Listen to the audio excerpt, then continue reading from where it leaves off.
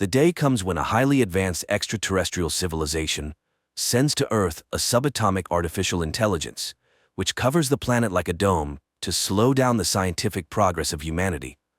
You've got more to phone what you have more idea what we can do. The year is 1966. In China, a young physicist named Wen Jie witnesses the murder of her father, accused of counter-revolution in belief in God. She herself is arrested. London, 2024. A strategic intelligence inspector responds to a call. A renowned physicist has voluntarily ended his life, leaving a note on the wall of his apartment. It was a countdown. Meanwhile, at Oxford University, a particle accelerator test is underway. The project leader, Vera, tries to send her colleague Saul home as the development is being shut down. Lately, voices of renowned scientists claiming that physics is not a science have been increasingly heard, which depresses the young scientist. Unexpectedly, Vera asks him about his belief in God, and upon receiving a negative answer, she goes to the huge reactor and throws herself down. Later, two friends, Augie and Jin, who are also scientists, discuss the strange events happening around the world. Saul recently sent a bizarre video recording of a phenomenon that is simply inexplicable from a physics standpoint. Watching the recording, Augie suddenly notices a strange flickering before her eyes.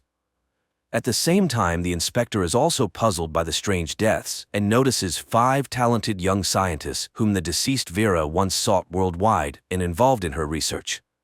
A memorial service for the deceased woman begins in the church. Vera's friends and students express their condolences to her mother when Augie arrives.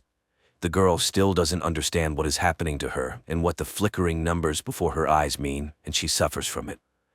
The inspector also follows the ceremony and manages to film an elderly gentleman whom none of the attendees know.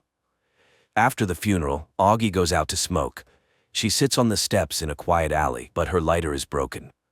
Suddenly, a girl appears next to her, offering her own lighter and starting a conversation about life and God. Augie even takes her for a recruiter to a sect, but then the girl suddenly offers to stop the countdown ticking before Augie.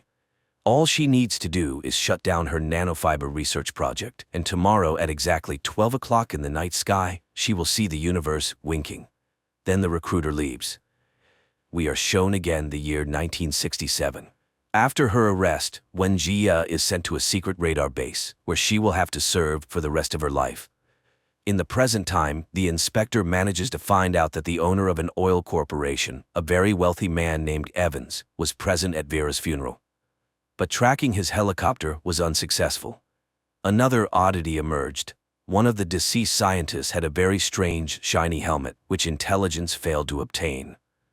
Meanwhile, Vera's mother gives the same helmet to Jin, who came to visit the woman, and then it turns out that Vera's mother is the same Wen Jie who was arrested in the 20th century in China.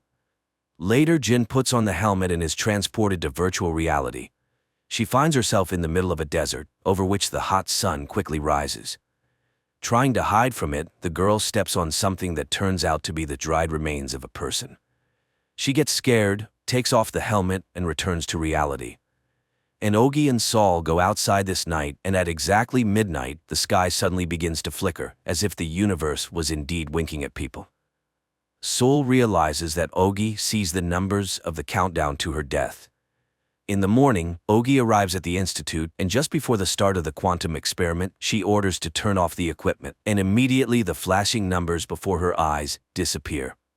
The action again shifts to 1967.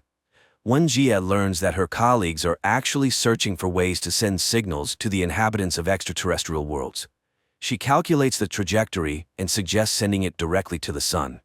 Reflected from the sun, the signal is greatly amplified and reaches the far corners of space, but being forbidden, the girl does it at her own risk. In the present time, the inspector shows Augie a video recording of her conversation with the stranger, who is not present in the video. It can be seen how a cigarette is lit, how Augie talks to someone, but there is no interlocutor, and there are no signs of editing. The inspector tells Augie about the flickering numbers, which were seen by other physicists around the world. Jin puts on the virtual reality helmet again and finds herself on the first level of a strange game. A man and a girl approach her, asking her to solve the puzzle of this world and lead her to a distant pyramid where a king is waiting for them. It is the era of chaos now, and the king needs to know exactly when the era of order will come. Besides Jin, the king has other scientists, but the one who guesses correctly wins. And if she is wrong, an entire civilization will perish. But then above the pyramid, the scorching sun rises. The man pulls her into shelter, while the girl remains under the rays of the sun and instantly dries up, turning into a bundle of flesh. The man gives it to Jin, explaining that in this form, the body can live until the era of order. The woman returns to reality and decides to ask for advice from a scientist and her friend, Rooney. He puts on the helmet and also finds himself in another reality, but the guard of the game beheads him, explaining that he was not invited. Frightened, Rooney takes off the helmet.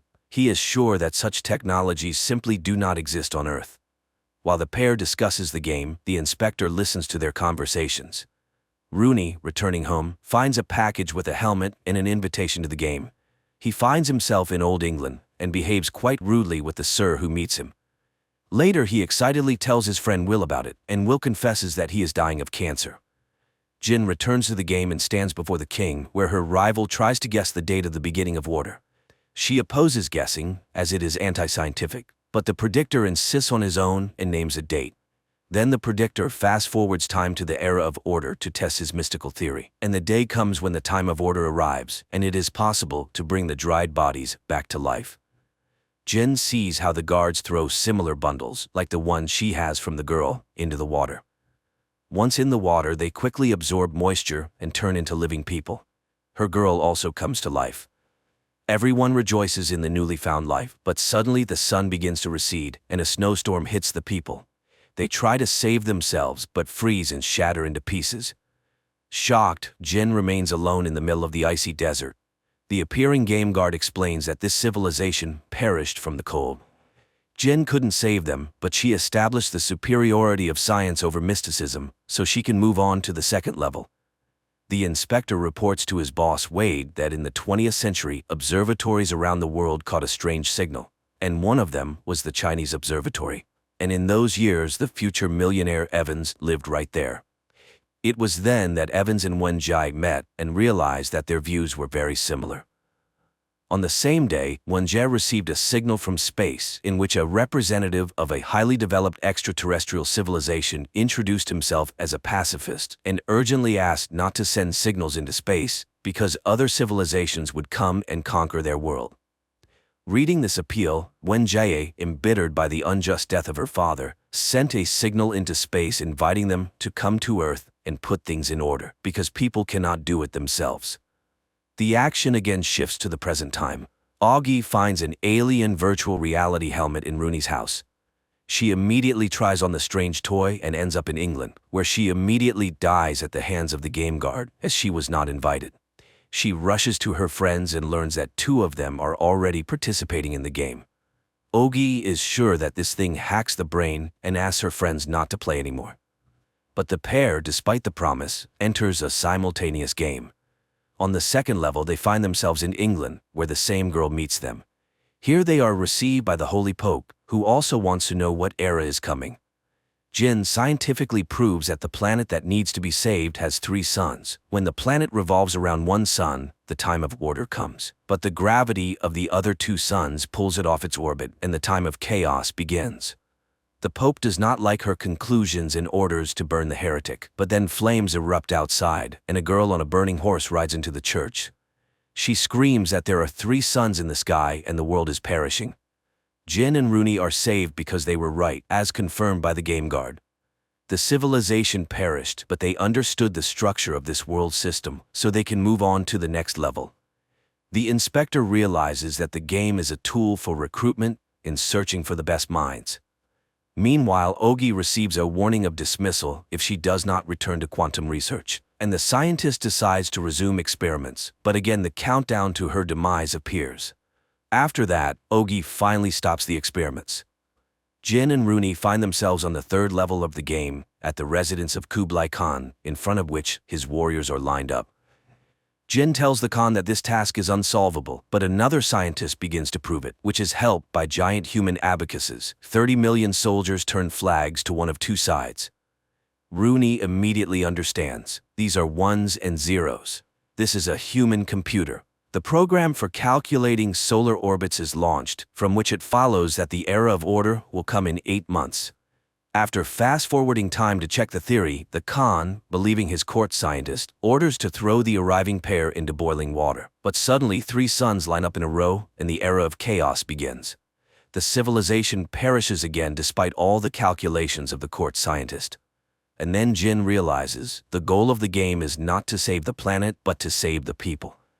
The game guard appears, confirming her conclusions, and invites them to the next level. Evans is informed about 2 new promising players, and he orders them to be invited to a meeting. After that, he returns to the conversation with the aliens, whom Evans calls the Lord. Evans tells the aliens a fairy tale about Little Red Riding Hood and the Big Bad Wolf, from which the aliens conclude that humans have lost their survival instinct since they have made contact with another civilization from deep space. The man reminds that it was done by one woman, and the Lord, after a pause, decides that fearlessness leads to extinction. Therefore, humanity must learn to fear. Jin and Rooney meet the recruiter, who congratulates them on advancing to the next level. Jin has realized the purpose of the game, and the answers to the rest of the questions will be found on the 4th level. The pair puts on the helmets and finds themselves in a desert.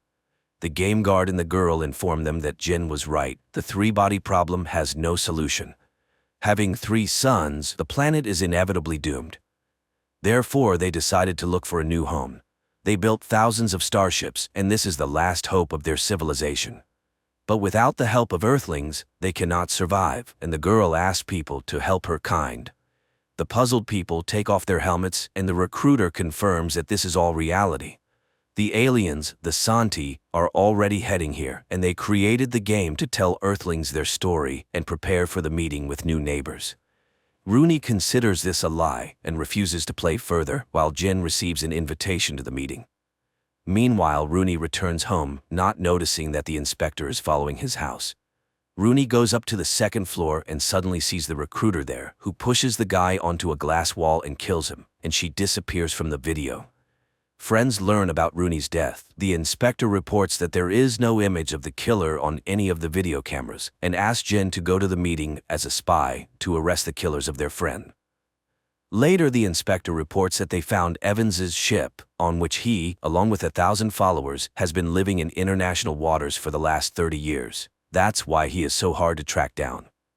At the same moment, Evans receives a warning from the Lord that his enemies know about the upcoming meeting. But there is no need to fear, his people will be protected.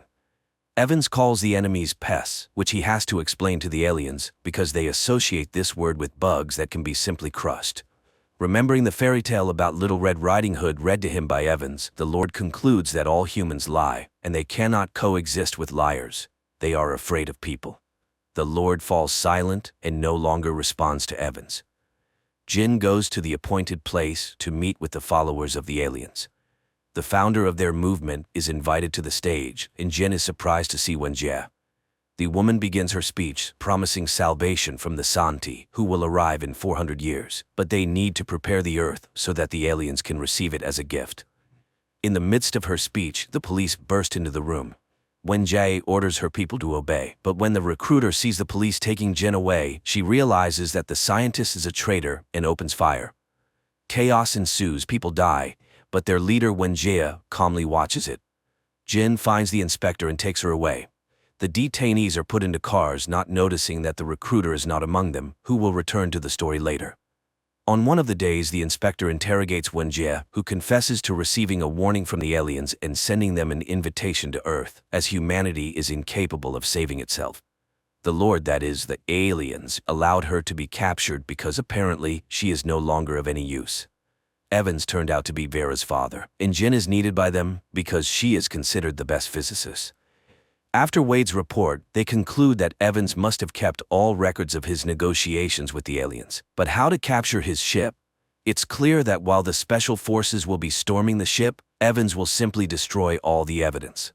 And the ship is just approaching the Panama Canal, with the Lord still not making contact. The inspector asks Augie to help the government and resume the production of nanofibers. Together, they go to her laboratory, and the girl turns on the equipment. Contrary to her fear, the countdown to her demise in the case of developing ultra-strong nanofibers does not appear. Later, Wade, with the help of a team of naval soldiers, installs the system developed by Olgi on the shore of the Panama Canal, disguising it as old columns. The girl suffers from a guilty conscience because of the children and women on board, but Wade reminds her of the fate of all humanity. And then the ship enters the canal. On Augie's command, columns with invisible, ultra-strong nanofiber strings rise above the water, but no visible effect is observed. And when the military already thinks that the technology does not work, the invisible strings start cutting everything that comes under them. The invisible death destroys metal and bodies with equal relentlessness. Evans, realizing that something terrible is happening, manages to take the disc with the recording of the negotiations, but dies in the ship's hold. The ship is carried ashore, where it crumbles into a huge burning heap. Later, the wreckage is searched, and the disc is found at Evans's corpse. Specialists of the administration try to decrypt it, and when they are already in despair, it suddenly opens. And the aliens themselves did it. Wade tells Wenjie everything, who is still confident that the aliens will help the Earthlings. And then the man lets her listen to the recordings of Evans's conversations with the aliens. The woman hears with horror that the aliens cannot live with humans because humans are liars. Later, Wade brings Jin to headquarters to show her the decrypted materials about a mysterious sophon. In the movie plot, this is an elementary subatomic particle capable of moving at the speed of light. The woman suggests the chief put on a helmet, and they find themselves in a desert where they are awaited by the game's guardian. She says that the aliens are not at all like humans, and also reports that their species is doomed. They have to fly to Earth for another 400 years, but during this time humans will manage to create the newest weapon, capable of destroying the aliens, because progress on Earth moves at a speed unimaginable for their species. After all, the Earth's world is stable, unlike the constantly dying planet Santi. That's why they decided to destroy Earth science, for which they invented Sophon. There are more than 3 dimensions in the universe, which are folded in such a way that they are not visible, but Santi has the technology to unfold them. They focus unimaginable energy for humans on one proton and open it in a higher dimension, after which it becomes gigantic. And using this technology, Santi created artificial intelligence the size of an entire planet and reduced it to the size of an elementary particle. And now Sophon is demonstrating its capabilities on Earth. All of Santi's resources went into creating 4 Sophons, each pair of which are connected by the effect of quantum entanglement. 2 remained with Santi, 2 were sent to Earth. Everything that people see and hear, the aliens see and hear simultaneously, even if they are separated by light years. Sophons have almost no mass and they are easy to accelerate to the speed of light, so they recently reached Earth and infiltrated all the laboratories where the planet's best minds work. So soon, science will be destroyed because instead of truth, people see wonders. The world is entangled in illusions. People see what Santi wants to show them. They are everywhere and constantly observe processes, revealing human lies. So soon, Earthlings will learn to be afraid again. Jin and Wade take off their helmets and exit virtual reality. Around the world, gadgets start to turn off. A message appears on all video panels calling people bugs, and the sky is covered with an unknown substance which transforms into something resembling a huge eye. And only the wounded but alive recruiter rejoices at this. Upon learning that aliens were heading towards Earth, the world was thrown into turmoil. Riots broke out, which the police and the army had to quell. Despite assurances that the aliens would not arrive for another 400 years, Earthlings are preparing to declare that they are not bugs. Funds are being organized everywhere to raise money to fight the aliens, although some believe in Santi's good intentions. On one such day, the inspector brings scientist Jin to Wenjie, who concludes that the professor is simply a traitor to the human race. Under the leadership of Wade, the main headquarters for the defense of humanity is being set up. He gathers the best scientists on the planet and announces the start of the war with Santi. Despite the aliens having sophons, humans have a chance. The first thing to do is to gather information, for which a probe will be sent to meet the Santi fleet. But for this, its speed must be no less than 1% of the speed of light. Hearing that scientists do not believe in such a possibility, Wade summons Jin and gives her the task of developing such a probe. And the girl does it. She arrives at the headquarters and demonstrates her idea. The probe must have a sail and get acceleration by following a predetermined trajectory where nuclear charges will be waiting for it. Of course, this will be very expensive, but it is possible. Meanwhile, stores start selling out of products, and enterprising merchants have announced the sale of stars to collect money from billionaires. One day, friends gather at the home of Will, who is dying of cancer, trying to cheer him up. However, Jin has another goal, to persuade Ogi to create a sale of ultra-strong nanofibers for her probe, which her friend categorically does not want to do. But after Will's intervention, Ogi changes her mind, as the friend is convinced that it is being done for the common good. Jin realizes that the probe, upon reaching the Santi fleet, will not be able to slow down, to which Wade declares that the aliens will simply take it, as they will send in it a human head, that is, a brain. Later, Wade invites scientists to the laboratory, where a Russian scientist shows the results achieved by cryofreezing. The chimpanzee subjected to it wakes up safely and even demonstrates an intact intellect, after which Wade finally reveals his plan. He will go into freezing and will wake up from time to time to check how his plan for preparing to save humanity is going. At this time, Augie develops a new technology that allows making a huge and strong canvas of nanofibers, which will allow Jin's idea to be realized. The time comes when it is necessary to decide on the choice of the first person who will go to meet the aliens. A physicist scientist who is ready for death is needed. It turns out that Wade has long been thinking about Will's candidacy, who is dying anyway. Sometime later, Jin comes to Will and tries to dissuade him from participating in the flight, but the guy wants to bring some benefit with his death. Meanwhile, Wenjie confesses to Saul that her daughter died when she found out that her mother had called the aliens to Earth. Then she says goodbye and leaves forever. Will undergoes tests and refuses to sign the oath of allegiance to humanity. What if the Santi turn out to be better than people think? But it turns out that Wade needed a candidate loyal to the aliens, so that they would definitely take him aboard. The wounded recruiter hides in a lonely trailer in the forest, and one day the game warden addresses her from the TV screen. The Lord has not forgotten his followers, and there will be an important task for her. One day, Saul goes to see off a friend, and when they stop briefly, a scooter flies at the guy. Saul falls and thus is saved from being hit by a car that has lost control. Later, the inspector informs him that in China, the recruiter killed Wenjie, and now there was an attempt on him, although Saul has no idea who needs it. Nevertheless, the inspector forces him to put on a bulletproof suit and takes him to the UN office, where the guy learns that today the launch of the program developed by Wade called Empty Gaze will be announced. The thing is that the alien Sophons can see and hear literally everything, but they are not able to penetrate a person's thoughts. Therefore, the management has chosen several people who will plan the strategy of victory, not revealing it to anyone. They will receive unlimited resources and will be able to carry out any ideas not contradicting the laws. Saul learns that he is one of the participants in the Empty Gaze project and tries to refuse this honor, but the UN leader assures that there is no mistake and leaves. But at the exit to the building, he is shot at. Only the bulletproof suit saves him. Later, Saul asks to bring the killer to him.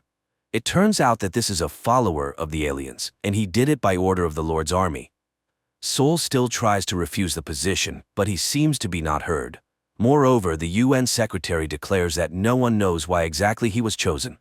Strange, of course, and who should know then? Then Saul asks to be taken to the Cosmodrome to see off Will. More precisely, what's left of him, his brain. And the recruiter finds an alien virtual reality helmet in her trailer and puts it on. Meanwhile, Will's head is placed in a probe that is preparing for takeoff. All 300 bombs are lined up in orbit and the countdown begins. And the launch is made. At first, everything goes according to plan. The first stages were dropped, the nanoparachute was activated, acceleration begins. The first explosion was successful, the second and third too, and suddenly there is an accident on the probe and it deviates from the trajectory. Jin is in despair and Wade leaves, whispering something to her. Later, he is on a plane where the game warden comes to him. The aliens recognized him as a strong leader, and when they arrive, he will be part of their plan.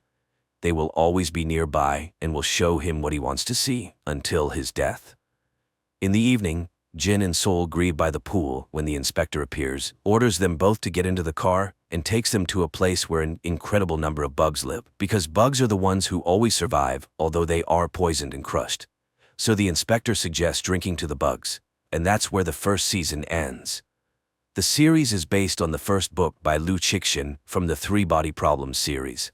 The world has already seen the Chinese version of the series, but Netflix loves to make series with its own vision. Moreover, there will most likely be a continuation.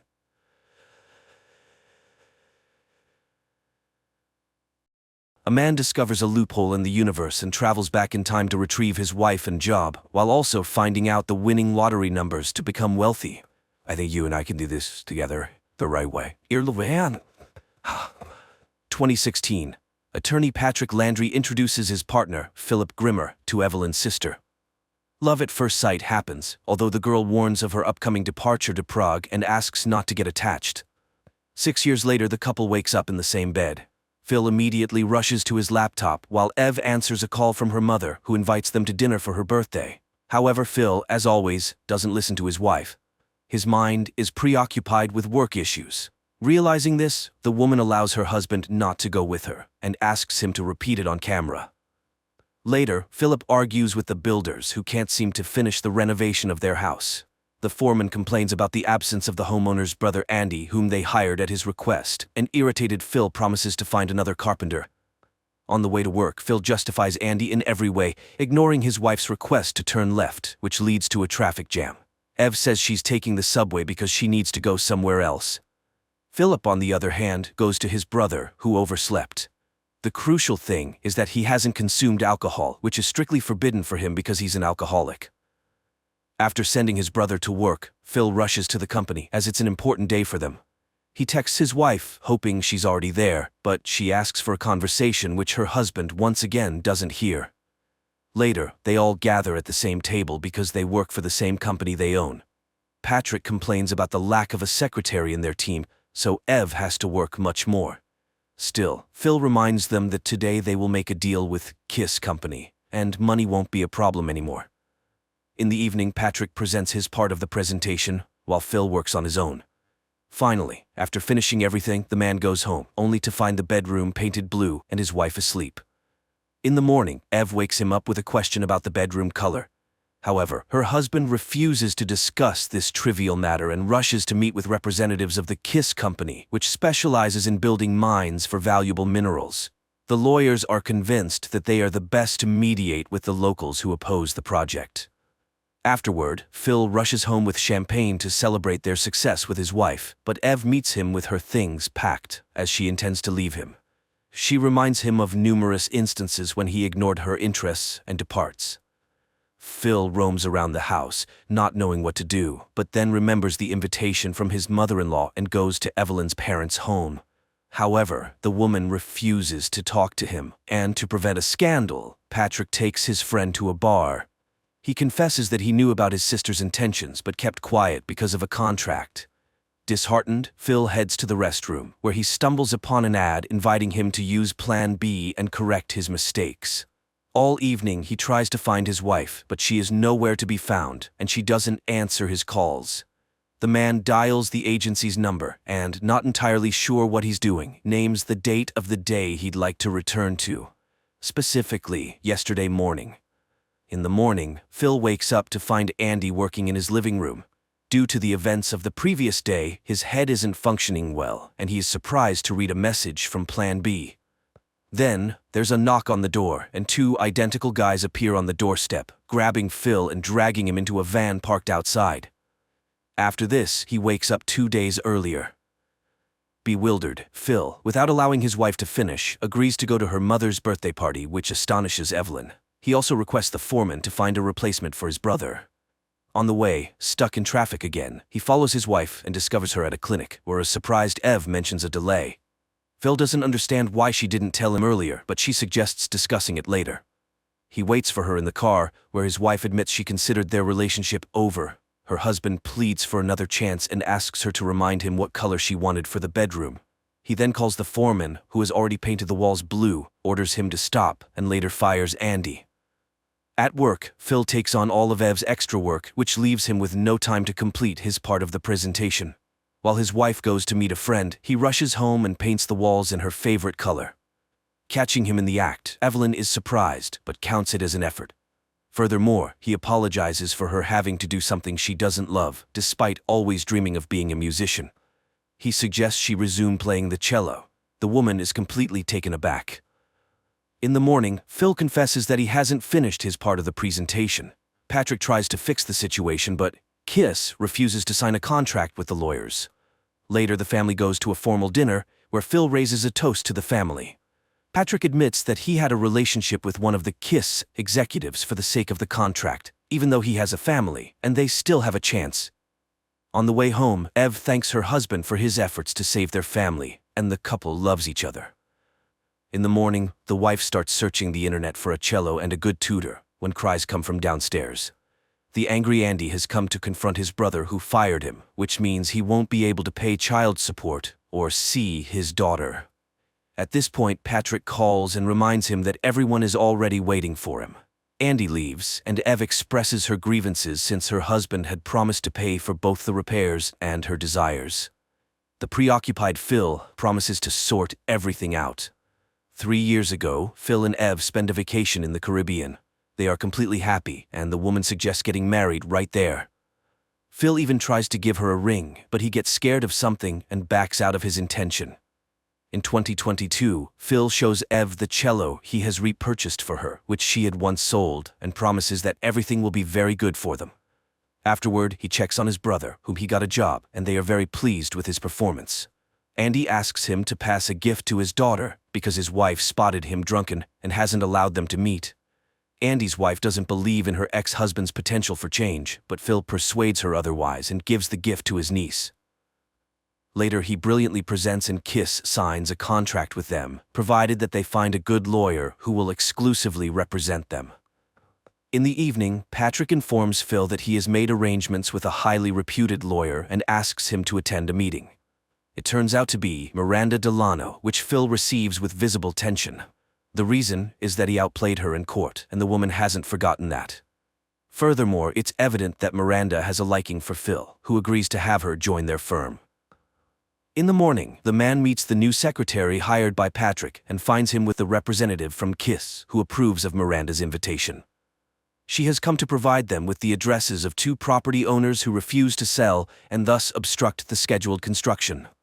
On the way, Phil tries to convince Patrick to reconsider Miranda, but he can't understand the reasons for this.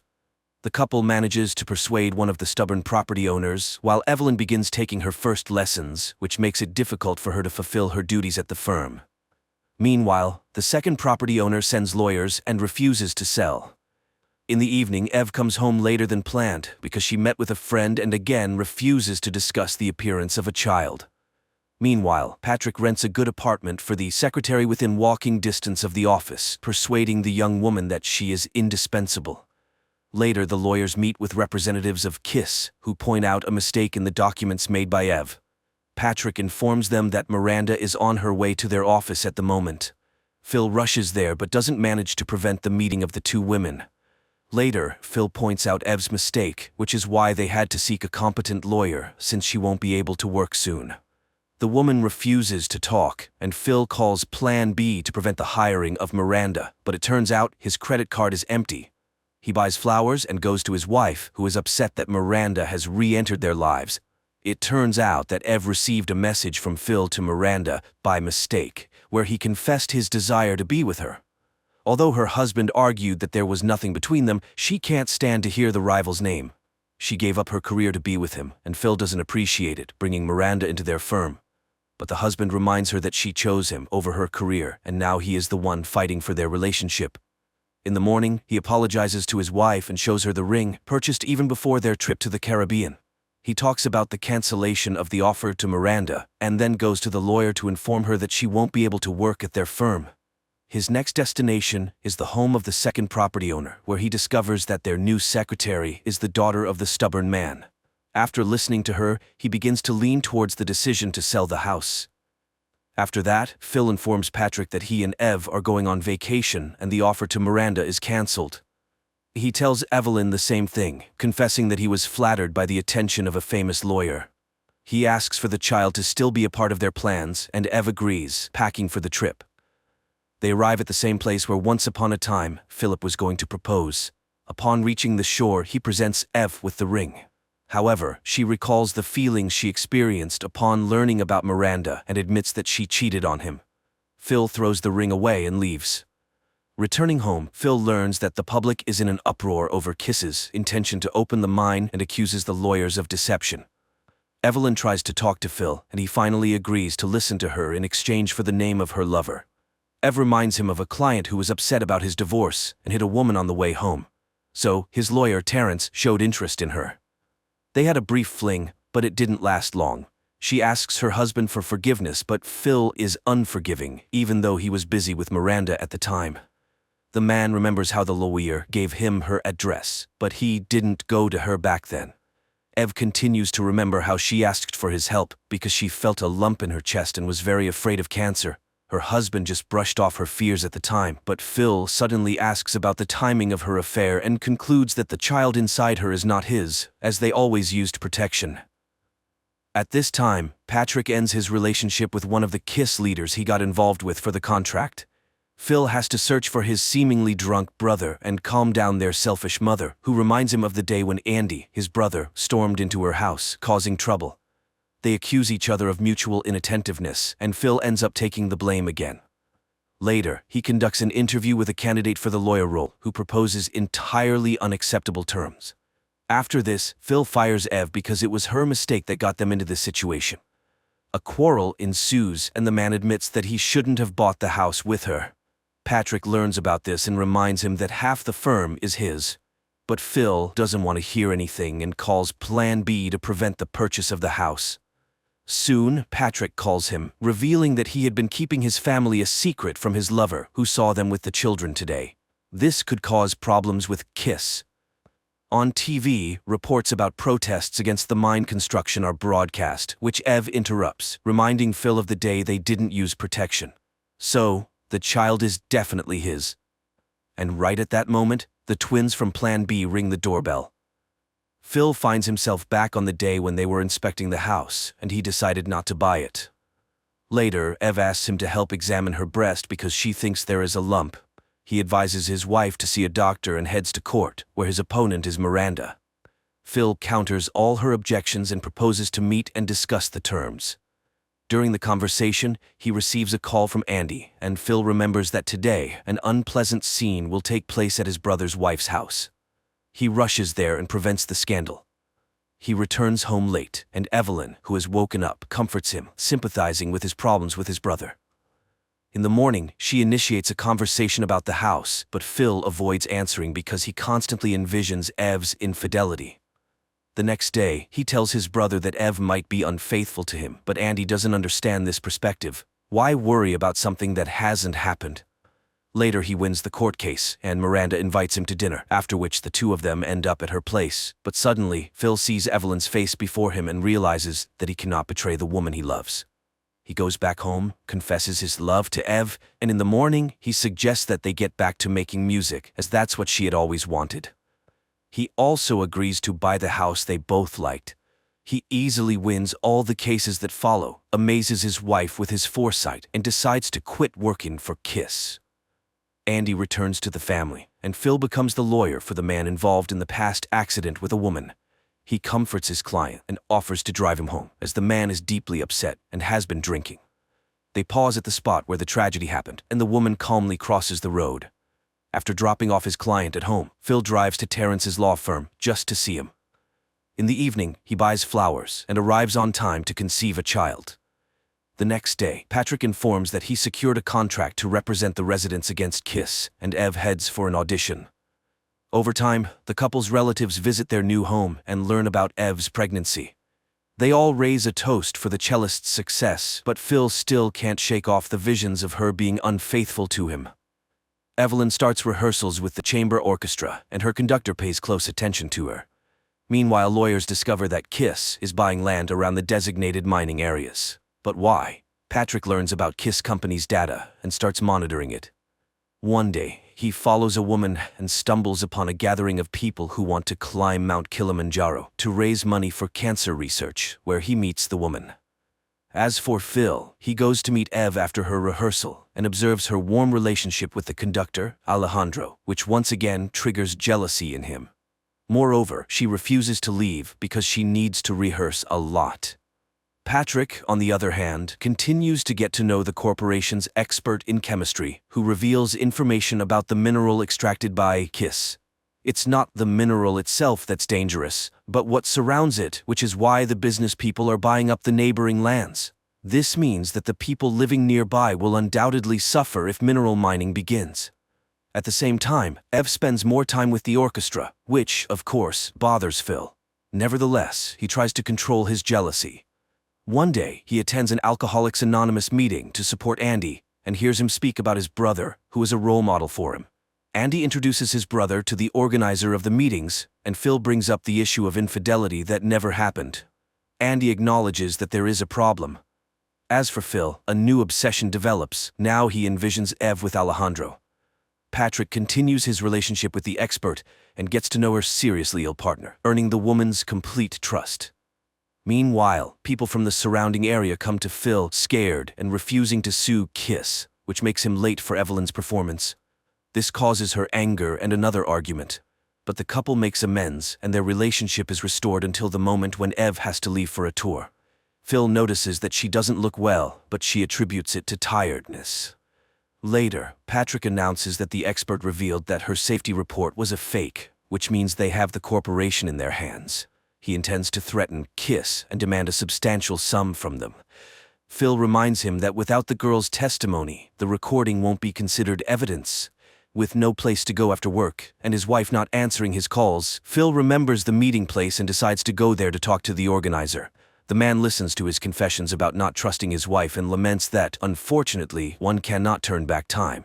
He advises Phil to either accept the woman or let her go and move on. In the morning, he witnesses a commotion in Patrick's office. The expert has no intention of confirming her statements, which means the information gathered by the lawyer holds no weight. Then Patrick suggests intimidating Kiss, to which Phil recommends hiring their own expert and conducting analyses. Patrick takes it upon himself to go to the corporation and tells them that he knows everything and demands hush money. Meanwhile, Phil receives a call from Quebec in the middle of the night, informing him that Ev is in the hospital due to premature labor. He rushes there and learns that the situation was triggered by an infection. The woman is out of danger, but their baby girl is very weak and gets sent to a specialized clinic. At the same time, Patrick discovers a noose hanging on a swing set in his yard. Evelyn struggles with the aftermath, while Phil organizes her transfer to the same clinic where their daughter is. Patrick nearly hits a car in the parking lot. Meanwhile, the doctor informs Ev that her daughter is very weak and is unlikely to survive. The cause of this was a urinary tract infection in the mother, which triggered a kidney disease in the baby. Phil tries to ascertain the exact timing of when the illness started, but the doctor doesn't understand and refuses to answer. Later, all the relatives come to support Ev, and Patrick asks Phil to be closer to his sister.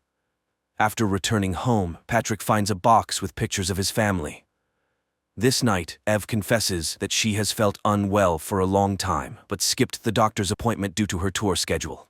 Phil asks the doctor for a prognosis, and she admits that, in all likelihood, Ev could have prevented what happened by coming in for an examination. Phil calls Plan B. 5 years ago, the couple discusses the possibility of having children, but Evelyn wants to ensure they have everything they need. Phil promises that when their children arrive, they will grow up in a big house with everything they need. In the present, Phil places an order and is informed that the agents will arrive tomorrow. In the meantime, he goes to the boxing gym, takes out a tiny girl, and promises that he will definitely save her. He makes the same promise to his wife, who is on the verge of despair. Meanwhile, Patrick receives instructions to go to a motel and check in under a false name. He complies, calls Phil, and tells him that he went to Kiss, and now he's being threatened. He asks for help, but Phil doesn't want to assist someone who acted against his advice. The next day, Phil waits for the Plan B agents, but they are nowhere to be found. Evelyn asks him to come to her, but he can't leave the house. He waits and starts cutting some information on his arm. They arrive late in the evening, and Phil finds himself at the moment when his wife was getting ready for her tour. He immediately tells Ev that she can't go because she has a fever, but she refuses to listen. Phil refers to the vision and then says that he has already experienced this. He tries to stop her, but Evelyn falls down the stairs just when her friend enters the house. Thankfully, there are no injuries to Evelyn, but the mere fact that her husband allegedly pushed her causes a real shock. The women literally rush to the orchestra's van, not giving Phil a chance to explain. Then he gets into his car and rushes after them, listening to Patrick's message about the false kiss report. He asks his partner not to threaten the corporation and promises to handle everything, but realizing that he can't stop Evelyn, he turns onto another road, calls his mother, and asks her to inform Ev that he had an accident and was taken to a clinical hospital. The woman calls Ev, and she, along with her friend, rushes to the hospital where her doctor, whom Phil tracked down, is already waiting for her. She insists on a checkup while Phil buys a lottery ticket. Evelyn meets her husband with suspicion because he looks quite well for someone who was in an accident, but Patrick becomes the center of his attention, eager to find out how he learned about the fake reports. However, Phil asks to postpone all the questions because Evelyn is in danger. Then the doctor informs them that she has detected an infection, and this is a real miracle. Had they come later, things could have gone very badly. The expectant mother must adhere to bed rest. Phil has to come up with an explanation for noticing discharge on her underwear, thereby suspecting an illness and then having a dream in which their daughter was born prematurely and died because Ev didn't undergo an examination. Ev doesn't believe him, but Phil finds excuses for all her questions. The most important thing is that they are both fine. At this moment, the lottery results are shown on TV, and Phil rolls up his sleeve, concealing the numbers cut into his skin. Later, he wins a huge jackpot, but keeps it a secret from everyone. In this storyline, he goes to kiss himself, and, threatening to carry out an independent investigation, demands that they abandon the construction of the mine in the populated area. Later, Evelyn expresses her frustration at having to stay in bed for months, but Phil reminds her of her words about not being able to cope if something happens to the baby. Evelyn is surprised. She didn't say such things. Meanwhile, the lawyer persuades people not to give in to kiss and to preserve the environment for their children and grandchildren, although Patrick is in favor of taking the corporation's money and ending the resistance because he needs the money to pay off his mortgage. But Phil remains resolute and reminds them about conscience. 2 days later, he goes to pick up Evelyn, not realizing that he is being followed. He picks up his wife, who doesn't understand what has happened to her partner, who tries to control her every move. Evelyn is surprised to see a new car, and Phil almost hits Patrick's car in the parking lot. A letter with photos of his family is found at the door. He calls a specialist to install security systems in the house, which surprises Evelyn. He has to confess that Kiss is threatening him. He tells Patrick the same thing. He then offers him money to leave the firm. The partner is utterly puzzled, and Phil gives an interview where he reveals everything about the deal with the corporation and the fake reports. A commotion ensues, and now it's pointless and even dangerous to threaten Phil. Evelyn misses him more and more, so Phil brings a stack of videotapes and books to the house and hires a housekeeper and a nurse for her. She doesn't understand where the money came from, and in the meantime, Phil buys a new house and buys out Patrick's share for a very good price. One day, he catches Evelyn at home with Alejandro and her friend, with whom she's rehearsing, and again, he experiences jealousy. Unable to stand it, he takes Evelyn to the new house and admits that he won $25 million. He shows her the house, especially proud of the children's room when Evelyn's water breaks. He takes her to the hospital, where Evelyn gives birth to a healthy girl. 7 years ago, Evelyn wakes up with a hangover in bed with a guy who hopes for a continuation of their relationship. But Evelyn has no intention of starting a relationship, and today she needs to be at a party celebrating the opening of her brother's law firm, where she meets Phil and eventually enters into a relationship. In the present, Phil joyfully takes care of the child and establishes a fund to help sick children to prevent sorrow and pain. However, his transformation into a politician leads to Evelyn's feeling of misunderstanding and even disapproval. Patrick also hopes for his return to the firm, although he acquired it entirely. And one day, Evelyn confesses that he is suffocating her with his care. He always knows what to do and makes her follow his advice. Then Phil tells her about the Plan B agency, which makes her laugh. Naturally, she doesn't believe his words and confesses that she, too, would like to move back in time, never abandon music, not live in the house, not have a child, and not be with him in the first place. Phil is shocked by her admission and suggests they go back to the past, right now. He dials a number, but Evelyn thinks he's crazy and leaves. At home, the woman packs her things and prepares her daughter, despite all her husband's promises to change. He is ready to give her everything as long as she doesn't leave, but it's all in vain, and Evelyn goes to her parents' house. For the first time, Phil can't decide which period in time he needs to go to in order to fix this. He spends whole days at home, staring at the ceiling when Andy comes and tries to help his brother in any way possible.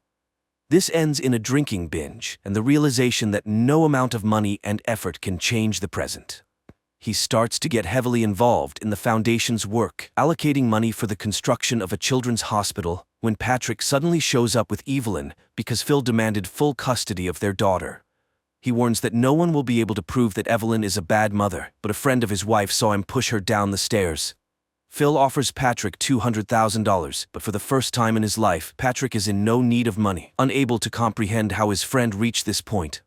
Evelyn shows up at rehearsals and tells Alejandro that her relationship with Phil is over. However, the woman does not prevent Phil from communicating with their daughter after he has given up full custody. The man goes on outings with the little girl and takes her on weekends. Gradually, his relationship with Evelyn and Patrick improves, although Phil does not rush to sign a divorce agreement. One day, the man goes to a pool where children's classes are taking place and he participates in them, while Evelyn watches from the sidelines, understanding that Phil loves their daughter very much. The woman dedicates herself entirely to her creativity and socializing with friends, even though she disagrees that these years were wasted. However, Charlotte falls ill somehow, and the couple goes to the hospital, where a doctor, seeing how they care for the girl, calls them an excellent team. On the way back, Phil confesses his love to his wife, but she doesn't want to hear it. They manage to be parents but not a couple. After these words, Phil freezes at the wheel, and in the next moment, a collision occurs. His consciousness flickers on and off as he sees doctors, then Patrick, then doctors again, and Andy. Last of all, Evelyn comes in, wishing him to die as soon as possible. But soon Phil regains consciousness and asks Andy to take him home. Andy complies with his request, even though his brother has sustained quite severe injuries. At home, he finds the Plan B number and places an order. Andy can't understand what's happening, but his brother simply asks him to wait. In the morning, the doorbell rings, and the twins appear at the doorstep of Evelyn. They drag her into the van, and the woman wakes up with a hangover, in bed with a guy who hopes for a continuation of their relationship. Evelyn can't understand how this was possible, and realizing she is in the past, she screams in horror. She bursts into her brother's party and throws a fit, accusing Phil of killing her daughter. Onlookers believes she has gone insane, and Phil even claims he is seeing her for the first time. Her friend believes she might have hit her head, but reminds her that it is time to fly to Prague, as she wanted. The woman packs up and starts a new life. 7 years later, she flies to Canada with Alejandro, whom she intends to marry and introduce to her parents. And at the same time, Phil meets his pregnant wife, Miranda, who had been meeting her ex-husband for business matters, which doesn't sit well with her current spouse. However, Miranda reminds him that she's here with him and has no intention of going anywhere. Besides, they're expecting a child. Phil apologizes because he's been trying hard not to control her every move.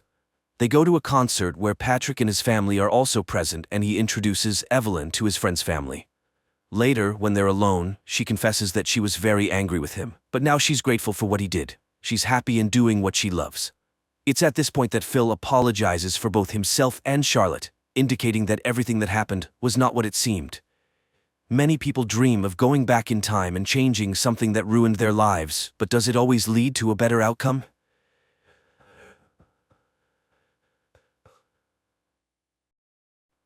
There comes a time when humanity is faced with weather disasters and global wars that are slowly destroying people, and technology emerges that people use not to save an uncertain tomorrow but to return to the bright memories and emotions of yesterday.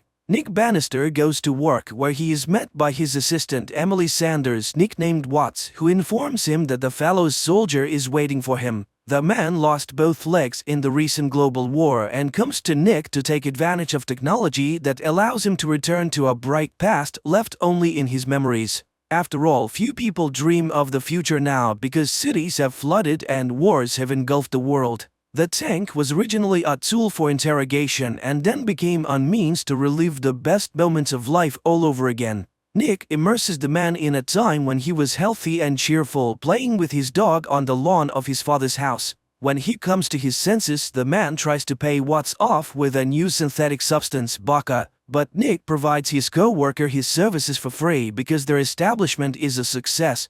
Who wouldn't want to visit the past and see their dear and close people and relive the best moments of life? But there are those who abuse the memories. One such person is Elsa, who comes almost daily to relive a night of love with a dear one. But one day a woman comes into the establishment who has lost her keys on her way home. The woman introduces herself as May and immediately attracts Nick's attention.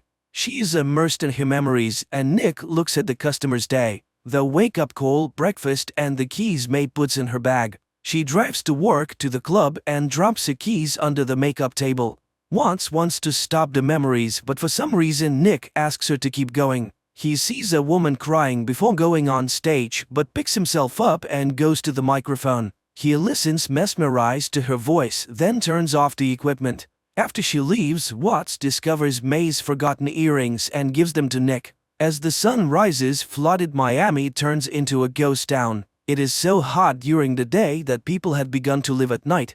The fighting at the borders ended long ago, but passions still boil inside the cities, and riots occur more and more often. And prosecutors often turn to Nick for help because his equipment can be used to peer into the moments of crime. Today's client is a tycoon accused of starting a fire in one of the buildings, and his lawyers are seeking a ban on a cession of capacity. And the prosecutor's office can do nothing, even though the city is mired in problems, murders, and corruption. During the war, such tycoons bought up dry land for next to nothing, and the settlers had to survive as best as they could. The day would come when the ocean would take everything, but for now the flooded city could still be home. Nick comes to the club and finds May. He gives her the earrings and asks her why she cried before the show. The woman confesses that she always gets nervous before she goes on stage, and offers to walk her out. A close relationship develops between May and Nick, but one day the woman disappears without a trace. Watts worries about her partner, who begins to constantly delve into his memories to figure out where and how to find May. The colleague tries to get the man to come back to his life as their business begins to crack at the seams. New technologies emerging, clients are leaving. Even Elsa has disappeared somewhere and doesn't come for weeks, and he spends every day in the tank remembering May. He tries to forget her, but she won't come out of his mind. One day he remembers sharing with her his terrible memories of people dying in the surging waves, and she sympathized and understood him. He goes around places where he might have known something about May, but he gets the impression that the woman never existed. And the more truth he learns about his beloved, the more he doubts that he ever knew her at all. He goes back again and again to the time when they were together. Once he noticed bruises on her arm, but she excused herself by working hard in high heels. He had told her about the war and the trenches, and only now knows what true happiness is. One day he is roused from his dive by someone's insistent knocking, but while he's getting out of the tank there is no one at the front door. Suddenly he sees something shiny under the water and picks up May's earring. Watts can't believe that the woman lost the jewelry today. Apparently it's been lying under the door for a long time. And now they need to get busy because they've been summoned to interrogate a dealer named Holes who worked for Joe, the biggest supplier of vodka. The criminal is submerged in the tank and finds himself in a bar room, in the middle of which stands the chair of the chief mafioso of Orleans, St. Joe. Suddenly a familiar voice is heard, and Nick sees May. She sings for Joe, and he notices the woman. The events took place over 5 years ago, and despite Watts' objections, Nick asks to show the memories next.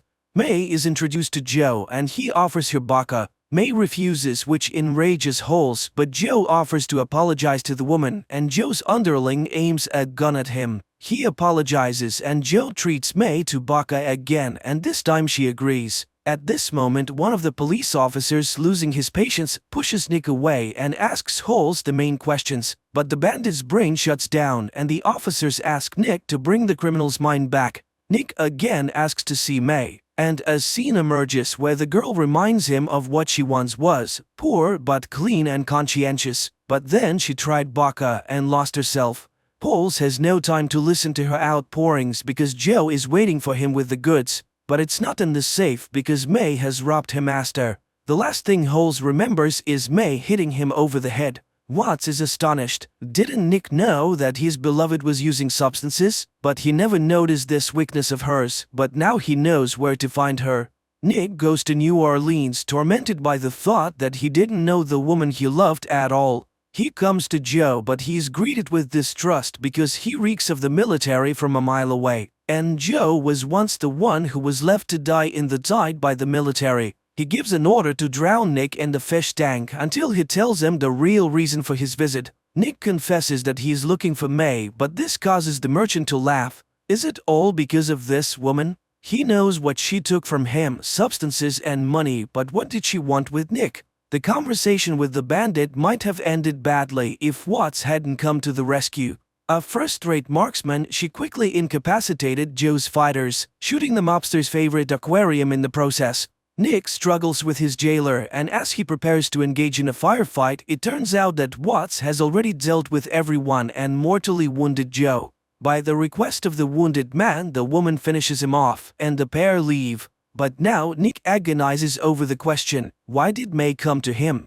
He recalls telling her about the plates on which memories were recorded, and May shared one of them. When London flooded, she swam to Miami. But she didn't have a place to stay, so she somehow fell asleep on the boat. Someone untied her and the woman was swept out into the ocean. She would have died if she hadn't stumbled upon a lonely white house in the middle of the water not far from Florida Keys. The woman who lived there put her back on her feet, and it was the best thing that ever happened to her.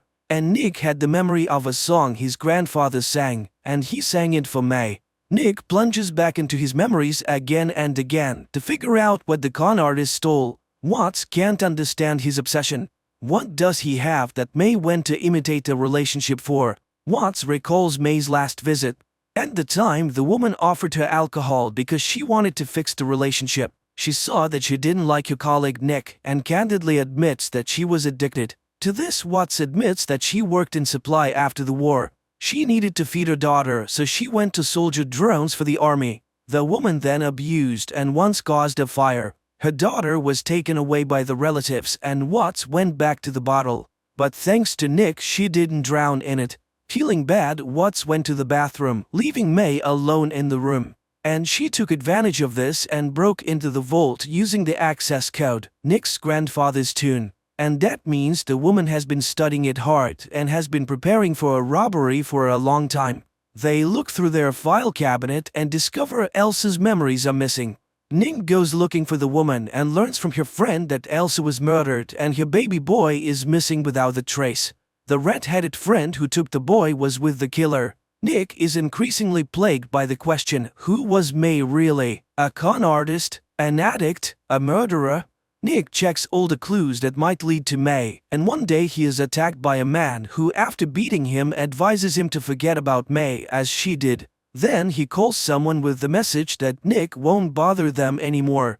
Watts manages to identify the attacker, a corrupt cop from Joe's entourage. They go to the prosecutor's office, but on the way they witness a disturbance. The land tycoon is dead, and the people who had hoped for relief learn that everything goes to the rich man's wife and son, and they have no intention of changing his policies. It turned out that Nick was acquainted with the rich man's wife, and seeing her reminded him of a clue that had long plagued his subconscious. The man from Elsa's memories was none other than the tycoon. And Watts finds data on the policeman named Booth who worked for the tycoon. Nick recognized him because the rich man's wife Tamara had once approached Nick as well, and then the rich man said the same words that Elsa had later said. It turns out that Rich wanted to get rid of the bastard child and hired Booth to do it, but it's going to be damn hard to prove. Nevertheless, Nick is determined to do it because May used him. He goes to visit the tycoon's widow who, like other rich people, lived on property protected by a dam. Nick is greeted by the butler and without letting him explain who he is, hands him the hat and jacket that all the men in the house wear. Puzzled, Nick walks into a room styled like the store where Tamara once met her fiancé. He realizes that Tamara has lost her mind and everything around her is rigged for her reality. Nevertheless, he tries to talk to her and asks her to tell him where Booth is. Then he opens the mirrors and the woman, seeing her reflection, comes to her senses for a moment. She knows that her husband ordered her to kill her former mistress and child because he did not want to share the inheritance. At this moment, Tamara's son arrives and Nick is thrown out, and he avoids death only because the butler was also ex-military. After remembering Tamara's reservation about human scum, Nick goes down to the old factory where those who have no place in society gather. Seeing a woman who looks like May, he follows her and finds Booth, who taunts him. He and May are people from another world and he will never find her. Booth jumps out the window and Nick runs after him. They meet on the roof and start a fight, but Booth jumps over to the next building. Nick repeats the trick and catches the bandit. They fight again until they end up in a flooded music room. And then Booth, along with the piano, falls through a hole in the floor and sinks to the bottom of the ocean. Nick dives after him and frees him from the piano, but Booth hits him and Nick begins to sink while the bandit floats up. Nick sees May and hears her voice. Immediately he finds the strength and swims out to grab Booth, who was not expecting it. He plunges him into the tank, intending to find out the whole truth. He sees how Booth and May met in Miami. It was then that he hired the woman to find Elsa's memories. May met his army friend and the latter, over vodka, spilled everything he knew about Nick. He even whistled his friend's favorite song. It turns out that the woman knew and had everything in mind. All this time Nick was just a target. But in an instant flashback he suddenly discovers that May was resisting her because she was genuinely attracted to Nick. That's when the bruise on her arm appeared. And after she brought Elsa's memory tapes, Booth confessed that he intended to get rid of the woman and her son. That's when Booth killed Elsa, but May managed to intercept the boy and put him on the boat. She rescued the child and escaped from the murderer. May then went to Nick's house, knocking on the door, but she was already waiting for Booth, who promised to kill Nick if she did not go with him. That's when May dropped the earring, hoping Nick would find it. In the next flashback, Booth tries to get May to confess where she took the baby, and she suddenly talks about the house amidst the ocean. Nick realizes that this is a message for him. He steps into the illusion and May confesses her love for him while kissing Booth. Then, after pushing the bandit away, May swallows a handful of vodka and leaps from a height.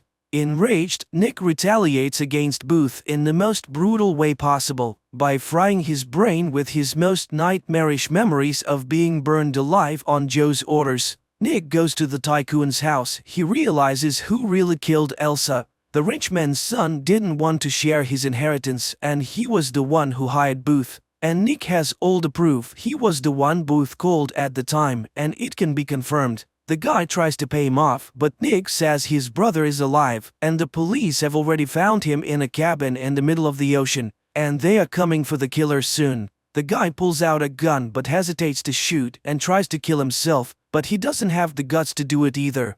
Nick goes to Watts, who now works at the hospital, and confesses to killing Booth. He hands over the records of Elsa and May's murders and asks that it be given to the prosecutor's office. He regrets missing out on many good things and asks Watts to find her daughter and be with her. The news of the tycoon's son's crime was the last drop that overflowed the cup of people's patience, and a riot broke out in the town. But Nick withdrew from it all into memories, reliving again and again the happy moments of meeting May. Now elderly Watts and her granddaughter often come to his receptacle, while Nick tells May the story of Orpheus and Eurydice.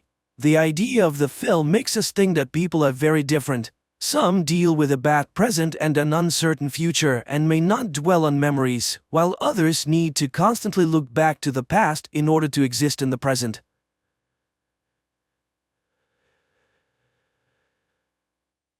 Choi, a young promising guy, goes for an interview at a large corporation. On the way, he contacts his fiancée, who wishes him good luck. And then, suddenly, right before his eyes, a man crossing the street gets hit by a car and flies right under Choi's feet. The guy tries to help him, but the poor man dies in Choi's arms. This shocks Choi so much that he can't even answer basic questions during the interview, and, naturally, he's turned down for the job. He spends the next 7 years searching for work, working as a laborer, waiter, and taxi driver to pay off his debts while his friends gain experience and create families. He sends out thousands of resumes, goes to interviews, and believes he'll find a good job. But time passes, and nothing changes. One day, he goes for an interview at the same corporation as 7 years ago. After reading his resume, listing various odd jobs, the manager notes the guy's persistence, numerous certificates, and licenses he's obtained. Choi leaves the interview hopeful, but then he's told that his investments have completely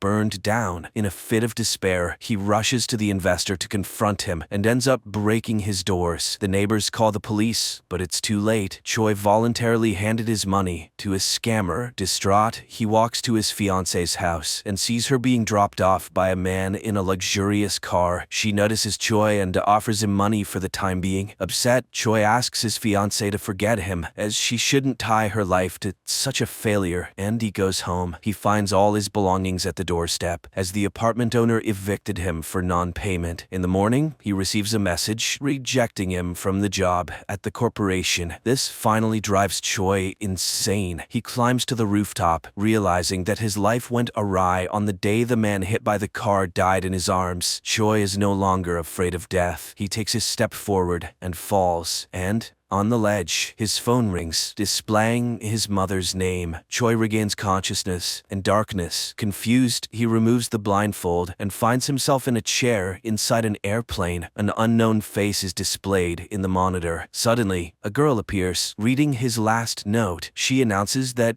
he's dead, but strongly disagrees that death is a way to end the pain. She transports Choi to a place where she intends to show him real suffering. They find themselves on a tall tower, with cries coming from below. She is the goddess of death and intends to punish him for insulting death. With those words, the girl throws Choi down and he falls into a horde of horrifying creatures in a sea of blood. He screams, fights off monsters, and he's back in the airplane cabin, facing the goddess of death. Choi learns that as punishment, he must die 12 times in different people's bodies. If he wants to avoid hell, he must try to survive in at least one of the given lives. Choi tries to object, but death disappears. The plane's engine starts shaking, and a terrified Choi puts on a life jacket, despite the flight attendant explaining that it's just turbulence. Soon, everything stabilizes. Choi looks around the plane's cabin and marvels at the expensive items. Then, an unfamiliar glowing object appears before him, containing memories and skills of the person whose body he now inhabits. Choi finds himself in the body of the second son of the owner of the corporation, where he was so eager to get a job. The guy realizes he can continue his life with all this wealth and agrees to live on. However, the plane's engine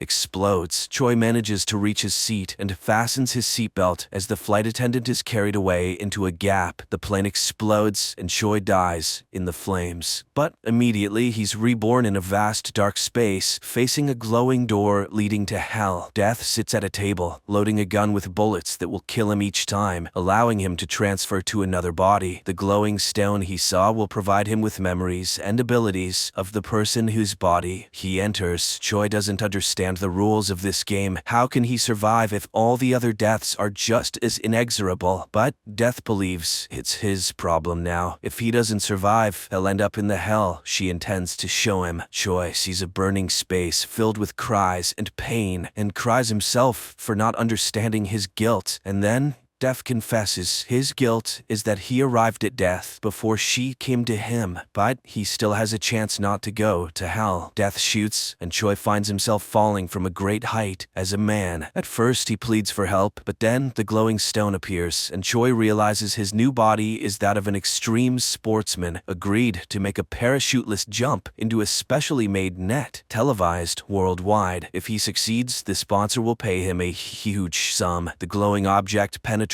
Choi, and endows him with the abilities of an athlete. The guy is confident that he can do it all. However, he crashes right in front of the net, shocking viewers worldwide. Choi finds himself on the brink of hell once again. He's outraged. He didn't have the slightest chance to survive. Then the guy starts recounting that he was born into a poor family, couldn't find a job, and lost his fiancée. He had nothing to hold on to. Death mocks his enumerated problems and shoots him in the head. Choi finds himself in the body of a teenager this time. He then sees one of his classmates watching a video of the the crashed athlete and laughing at his death. A glowing stone appears, and Choi learns that he lives with his mother because his father died. The woman works hard to support her son, but he hates school because the class leader bullies him, and one day, after another beating, he decided to jump from the roof, and that's when Choi enters his body. Choi realizes that if he survives, he won't go to hell and can start over, but the class leader immediately reminds him to bring him some milk. He needs some milk. An indignant Choi grabs a chair and attacks the leader to teach him a lesson, but the leader's friends come to his aid. One of them, a tall, strong guy, beats up Choi, and no one comes to his rescue. During classes, Choi reflects on his situation and concludes that he first needs to gain the support of the strong guy. He returns home and, looking at the poor apartments, remembers his mother. He also grew up in poverty with a single mother, who is now completely alone. Having dinner with another mother, he sees his own and cries from the pain of loss. In the evening, he receives a message demanding money from the class leader, who constantly bullies Choi. The next day, Choi meets with the strong guy, and he explains that the class leader is friends with the strongest 11th grader, and he allows his henchmen to do whatever they want. During lunch, the leader again bullies Choi, and in front of the whole school, Choi pours noodles over his head. Shocked by such audacity, the leader orders the strong guy to catch Choi, but he suddenly refuses because he doesn't want to miss lunch. Realizing that no one is going to protect the leader, the others laugh at the now former leader. The strong guy remembers how Choi asked him not to interfere with what's about to happen. The former leader rushes to the 11th grader, who leads his gang to settle the matter. But upon seeing who his help was needed against, he's puzzled. Can't a schoolboy handle a little classmate on his own? Then why is he in his gang? The embarrassed former leader tries to attack Choi, but the strong guy steps in. The power of the foolish schoolboy has come to an end, and even his girlfriend prefers someone else now. Choi starts running to get stronger because he needs to be strong, and then, one evening, the former leader attacks him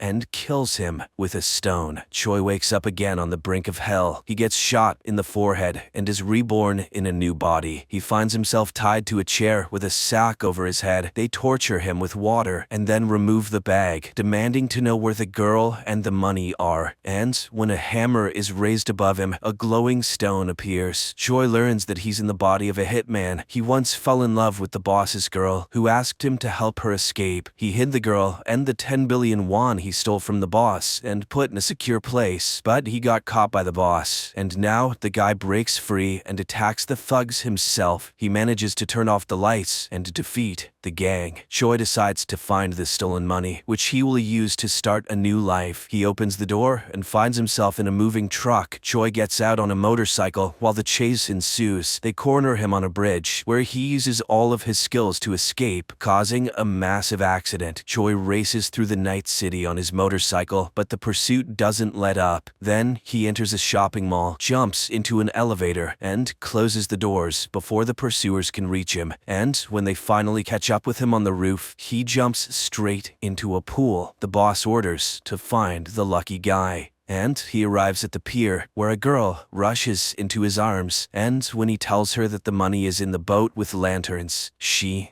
shoots him. Choi finds himself at the gates of hell with a laughing death. But Choi is not so simple, because he didn't reveal the exact location of the money. In the next life, he hopes to find it. The guy dies and ends up in a prison cell. His friends warn him to behave well, or the murderer, a psychopath, will finish him off just 4 days before his release. Then, the psychopath enters this cell, and Choi recognizes him as the class leader who bullied classmates. Unable to contain himself, Choi attacks him. Other inmates drag him away, and then a glowing stone appears. Choi's new body is that of a guy who dreamed of becoming an MMA fighter, but his mother got into debt, and the guy agreed to commit a crime for someone else's money. The fighter was still a minor, so he got a suspended sentence for running over a pedestrian. However, during the trial, the victim died, and the guy received a real 2-year sentence. When the real culprit's lawyer came to him, the fighter threatened to expose him and demanded more money, and now Choi is trying to get the schoolboy to admit that he's not a scary psycho murderer, but a pathetic teenage killer. The inmates, outraged by such lies, beat up the murderer. One day, during work in the workshop, a tragic accident occurs. While the guards take away the injured, the others arm themselves and, stating that Choi won't leave the prison alive, attack him.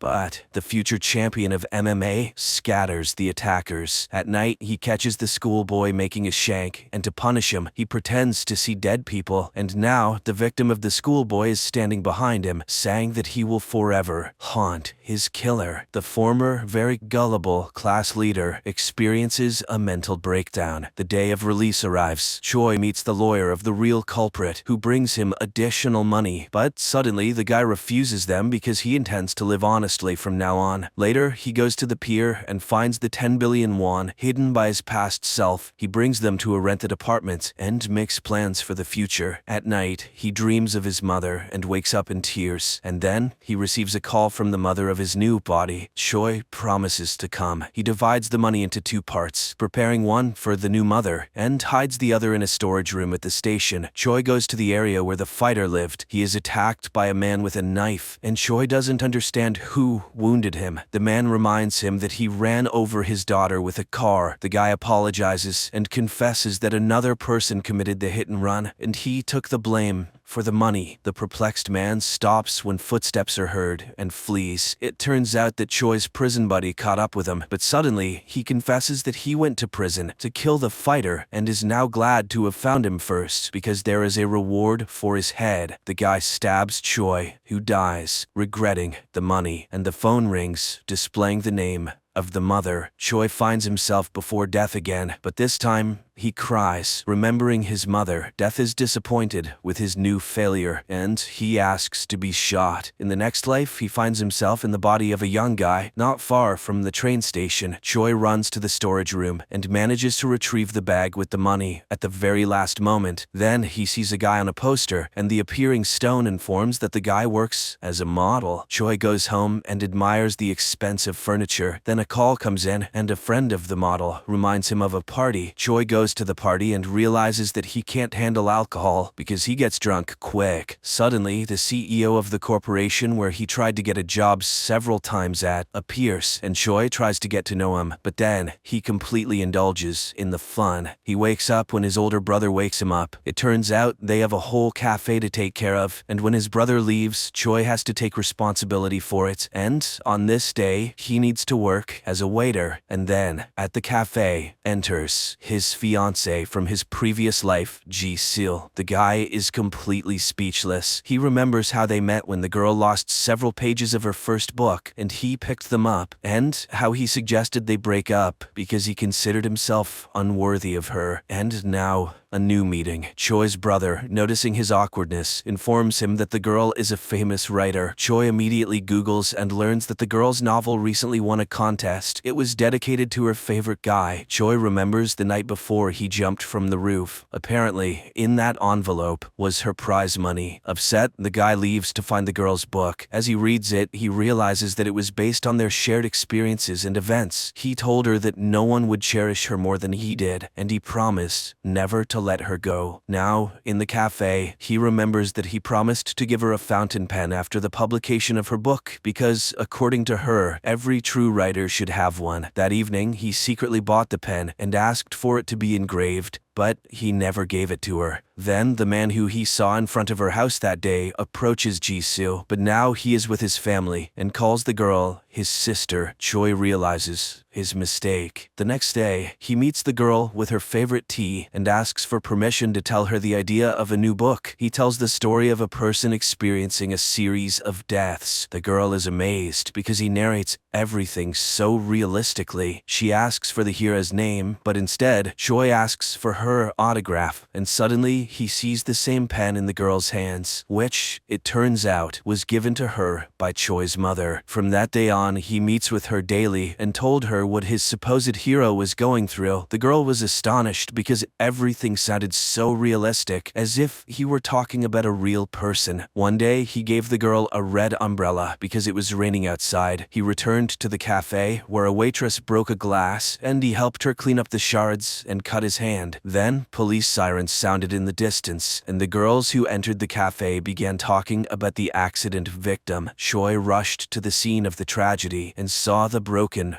red umbrella. He started shouting when he saw Ji-seo standing across the street. The girl saw all of this and stayed to bandage his hand and talk. She understood that the guy was scared for someone dear. After all, she behaved the same way when she learned about her beloved's death. As a farewell, she says that she won't come anymore because his stories reminded her of her loss. Later, she goes to Choi's burial place and cries in front of his photograph, and Choi himself watches this from the sidelines. After waiting for the girl to leave, he approaches the shelf with urns, where Choi's mother finds him. He hears her crying and cries himself, trying to beg for forgiveness. Later, he writes a letter to Choi's mother, supposedly from Choi's friend, and puts it in the bag with the money, then gives it to the woman. The next day, he meets Ji-seo and tells her the continuation of his story. She finds it amazing, and she allows him to accompany her home. On the way, she hopes that his story will end well because she feels sorry for the main character. He remembers how once she introduced him to her colleagues, not caring that he was a waiter, as she considered him hardworking and handsome. She meant everything to him, but he never told her that. He thought she would cope with his death, and now he wants to apologize for not understanding her properly and admits that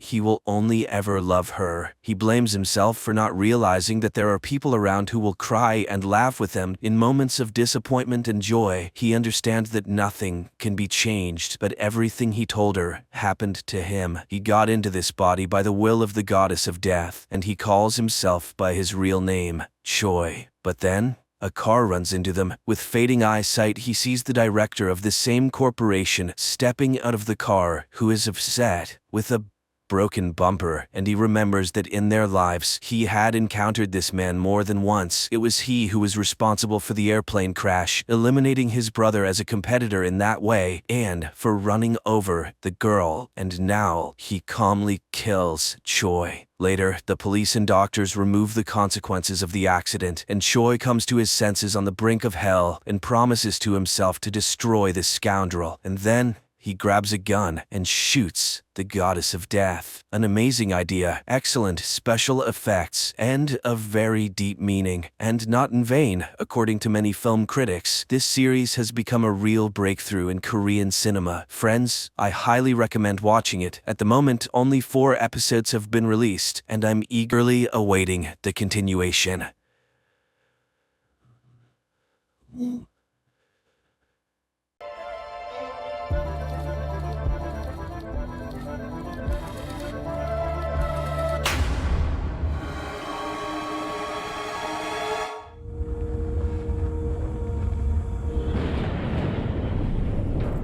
One day, the ruler of the Murakami province receives a warning from a neighboring feudal lord who has decided to seize a mountain to build a castle there. However, Lord Murakami orders the messenger to be killed and prepares to defend the village. Sometime later, the mountain is besieged by the neighbor's army, confident in victory and mocking the lord, whose face is hidden behind a mask. He sends his soldiers into battle, but the small group led by the Lord standing before them extends their hands forward, and the entire army falls, destroyed by an unknown weapon that literally pierces their bodies.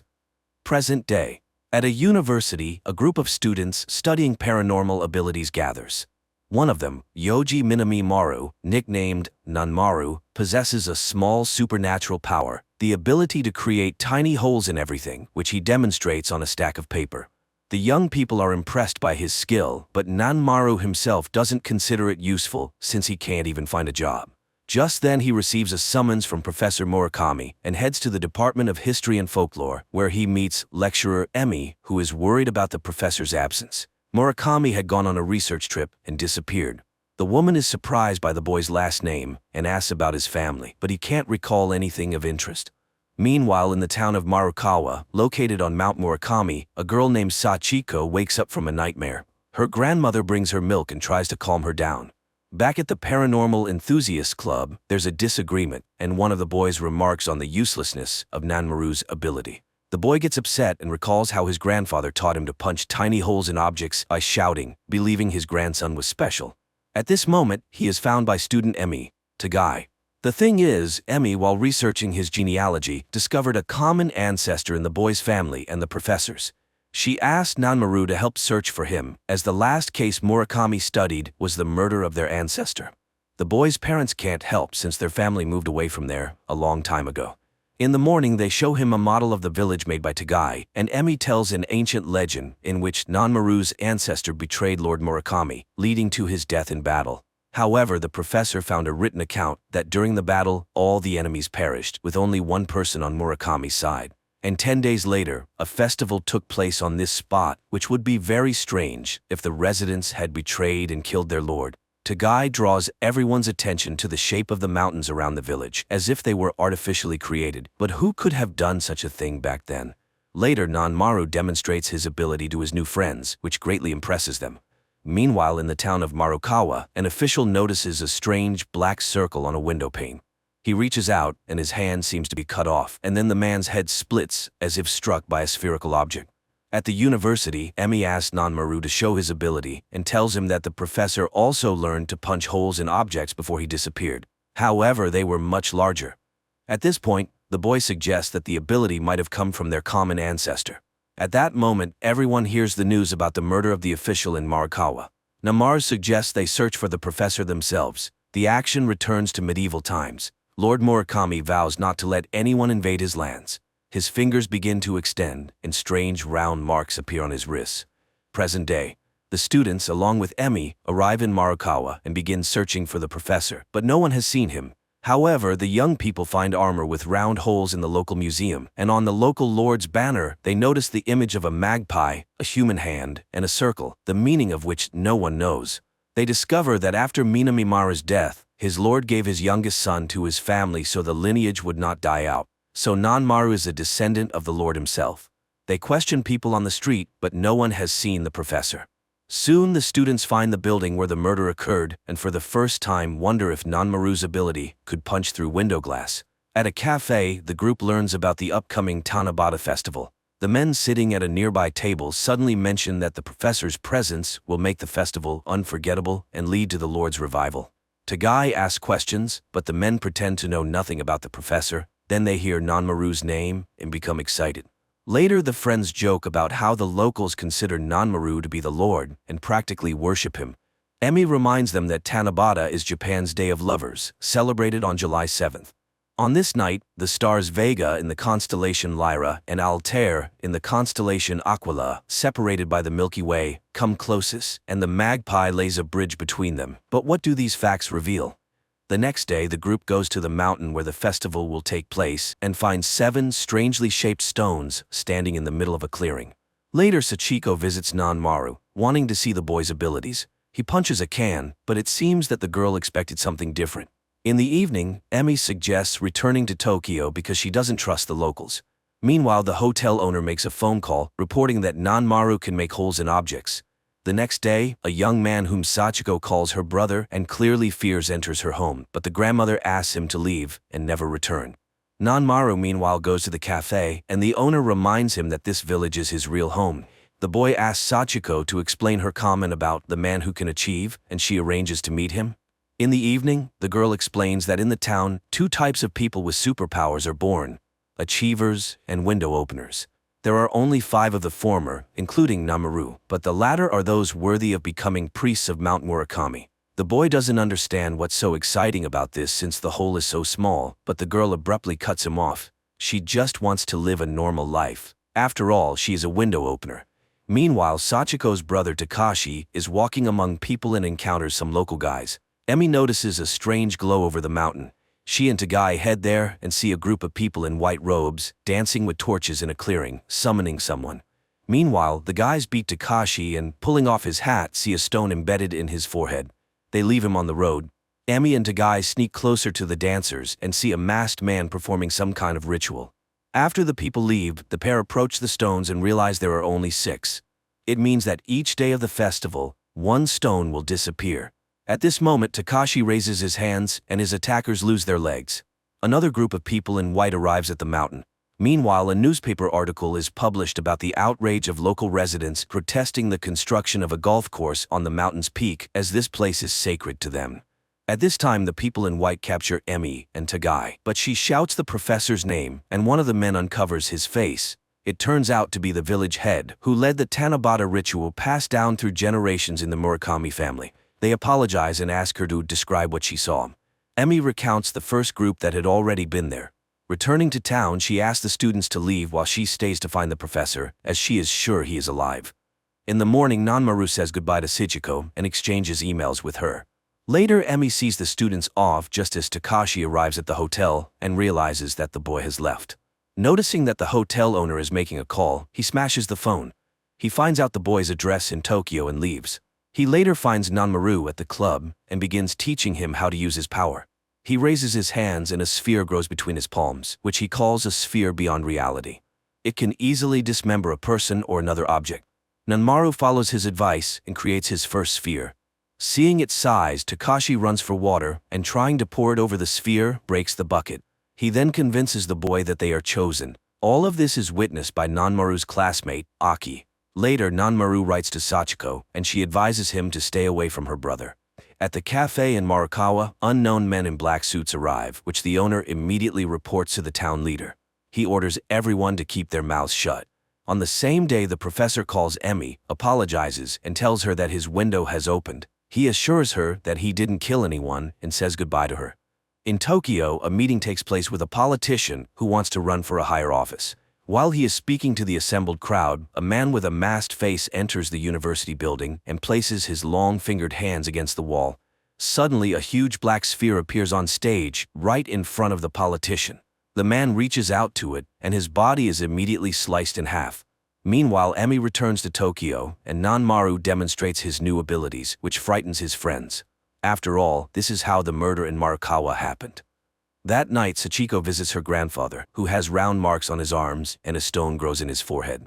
Meanwhile, the person who ordered the politician's murder, known as the Baron, watches the footage of the event and praises his subordinate for coming up with such a way to dispose of an undesirable person, but the murder in Marakawa was unnecessary. Therefore, he needs someone more obedient.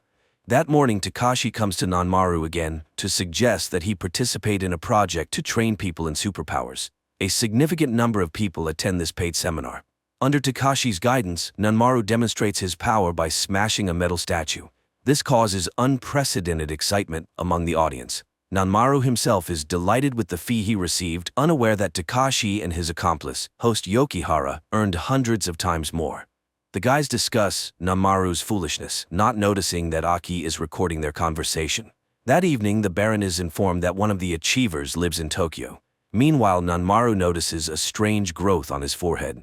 At the same time, Emi continues studying the professor's papers and suddenly seems to see him.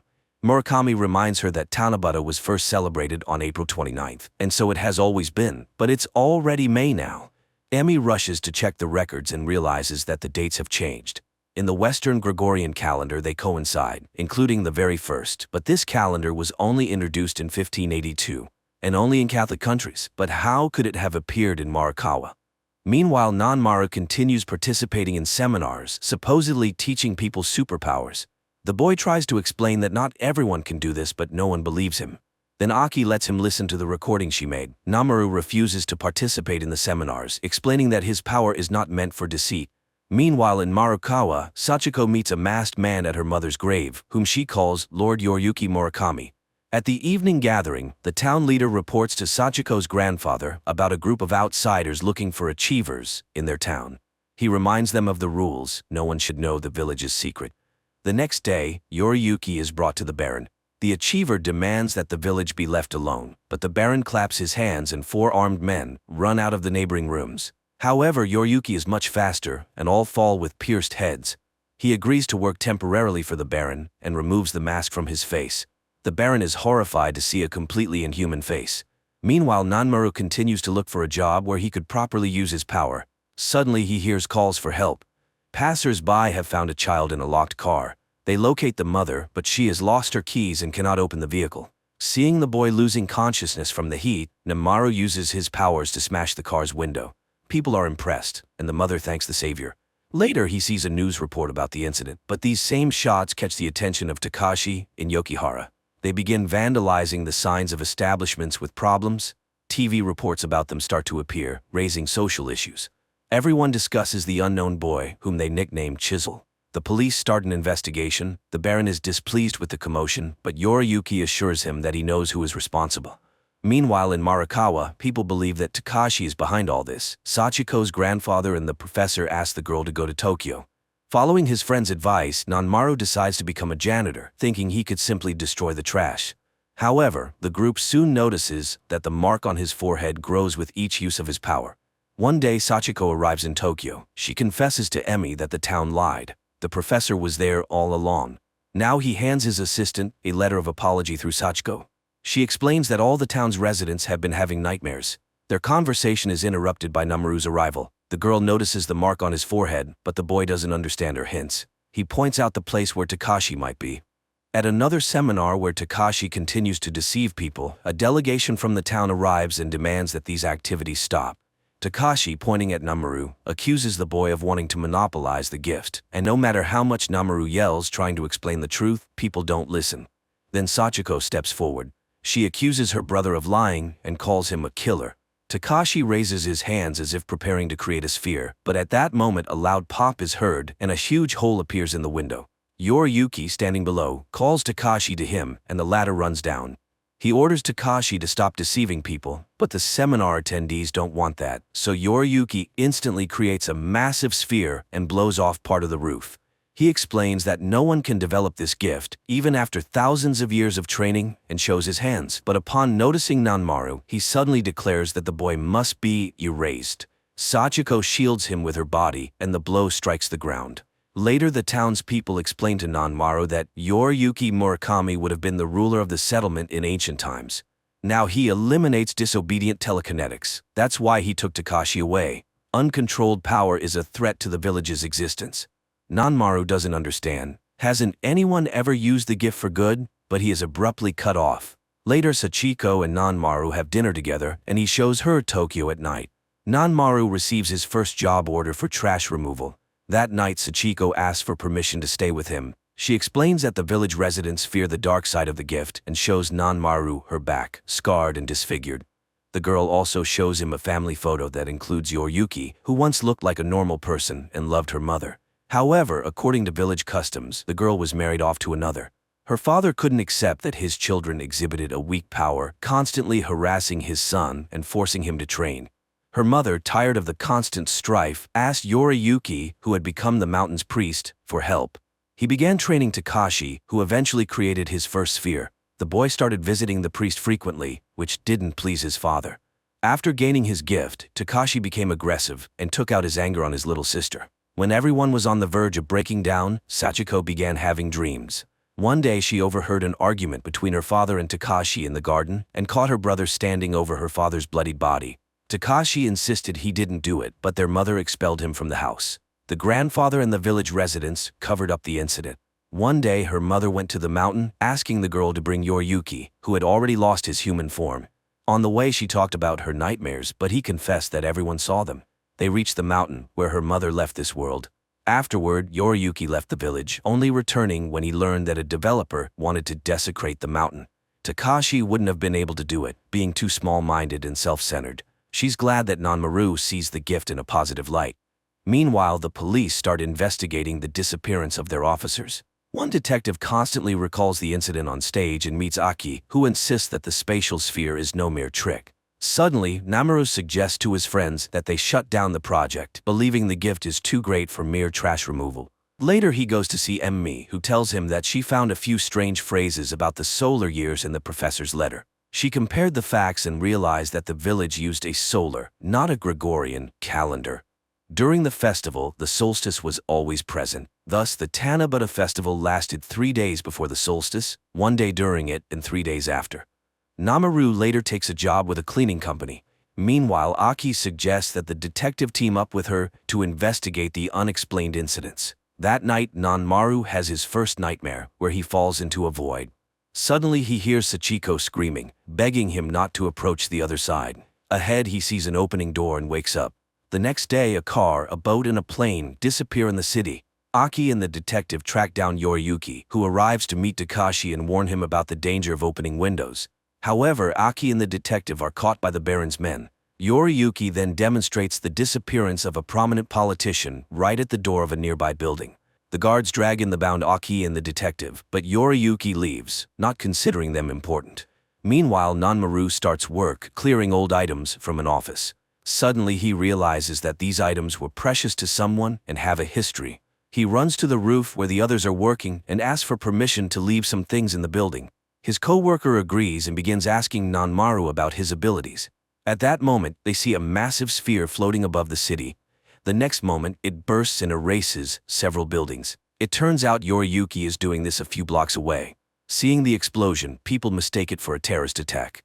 Panic ensues. Nanmaru runs with everyone else and suddenly finds himself in a field strewn with the bodies of medieval warriors. But before he can be scared, he returns to his time. Yoriyuki tells Takashi that he will soon put an end to the nightmares.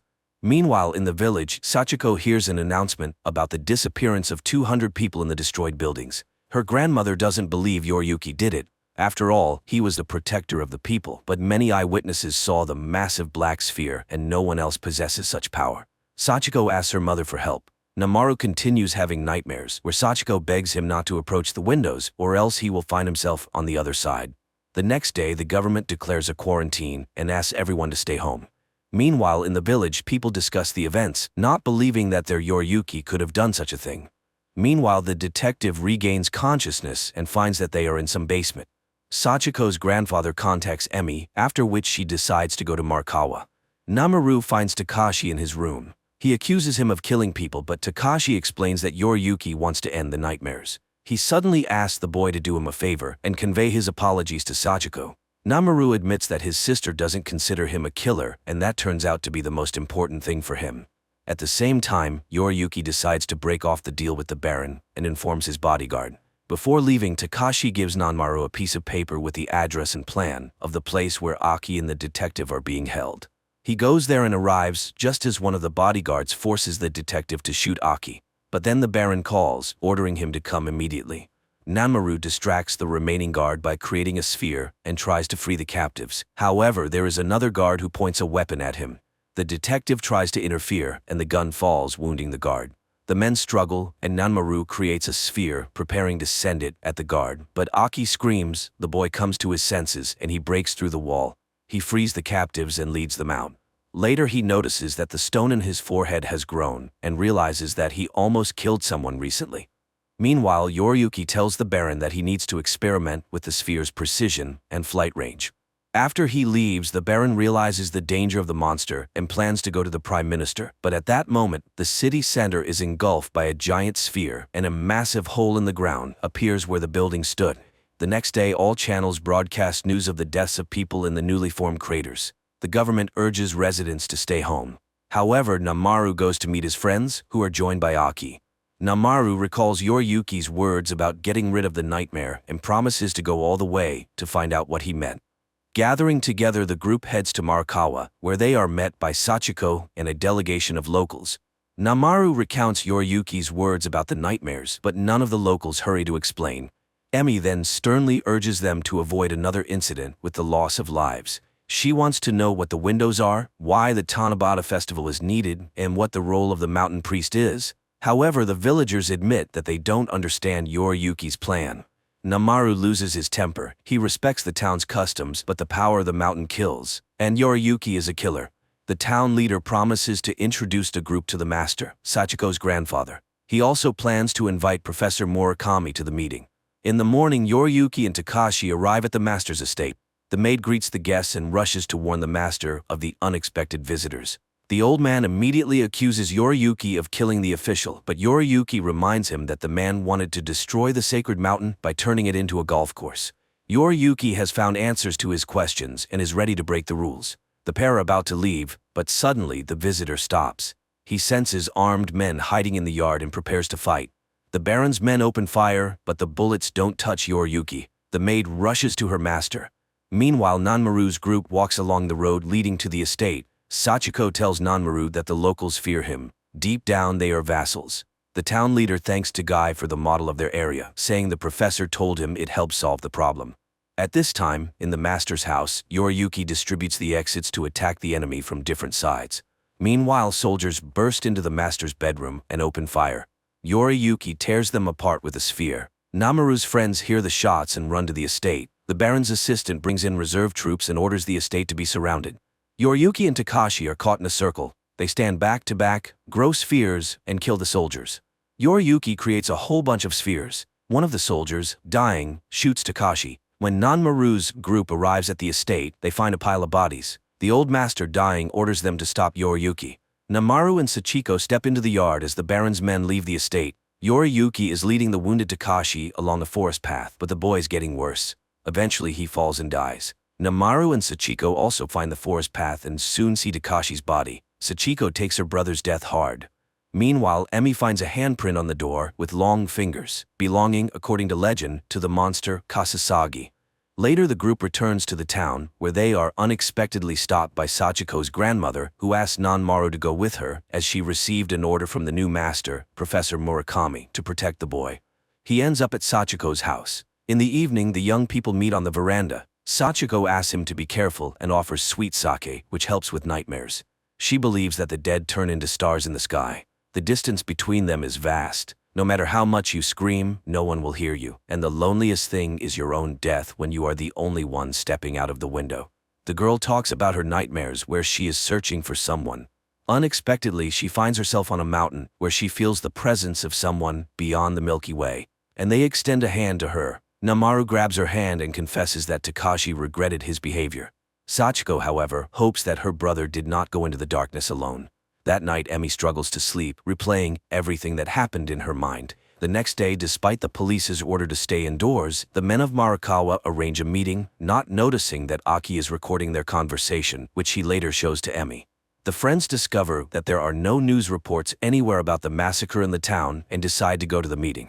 Meanwhile, the police knock on Sachiko's grandmother's door, searching for Nanmaru, but the girl leads him out through the back door. However, Nanmaru is convinced that the police are looking for Yoriyuki. In the evening, the residents on their way to the meeting are stopped by the police. A confrontation ensues, which Emi and her students observe. Then the Baron's men arrive, also seeking to capture Yoriyuki, but the residents refuse to hand over their priest. The Baron's assistant fires a shot over their heads, claiming that Yoriyuki possesses a terrifying power that could destroy the planet. At this point, Nanmaru intervenes, suggesting they meet with Yoriyuki first to let him explain his actions. When people start shouting again, he creates a sphere. Nanmaru admits that he doesn't know why he has such abilities, but there can be no talk of betrayal by the town. Then Professor Murakami steps out from the crowd. Emi is horrified to see the enormous stone in his forehead and faints. Nanmaru is at a city council meeting. He asks them to agree that he will convince Yoriyuki to talk to the police and the Baron's men. Guards will wait for him on the mountain to persuade him to leave the town without harming its residents. Later, he informs his friends that the professor wants to meet with them in his laboratory. In the morning, the team goes to Murakami. They gather around the model, and the professor begins his explanation. The village festival was established and held for 7 days during Tanabata, the summer solstice. In Chinese history, from which this festival originated, it symbolized a magpie that bridged the Milky Way. It was also on the Lord's flag, but it turns out that magpies didn't exist in Japan at that time, so it must have been something similar. The professor asks Tagai to help him, smears his hand with ink, and asks him to make a handprint. He then shows Yoriyuki's handprint left at the master's estate and aligns them in a specific order. The group immediately recalls the Lord's emblem in the Marakawa Museum. It looks as though a long-fingered hand is passing a sphere to a human hand. The professor asks them to look at the model. Tagai immediately notices that the mountains seem artificial and that Tanabata takes place on the solstice days when a second sunset can be seen. Murakami simulates the sunset during the solstice, and the group is surprised to see 2 hands and a black sphere between them in the mountainous landscape. The professor marvels at the unknown master's creation, an enormous earth sculpture spanning several kilometers. One might consider that it was created by the Kasasagi, who appeared in this area, perhaps from the sky.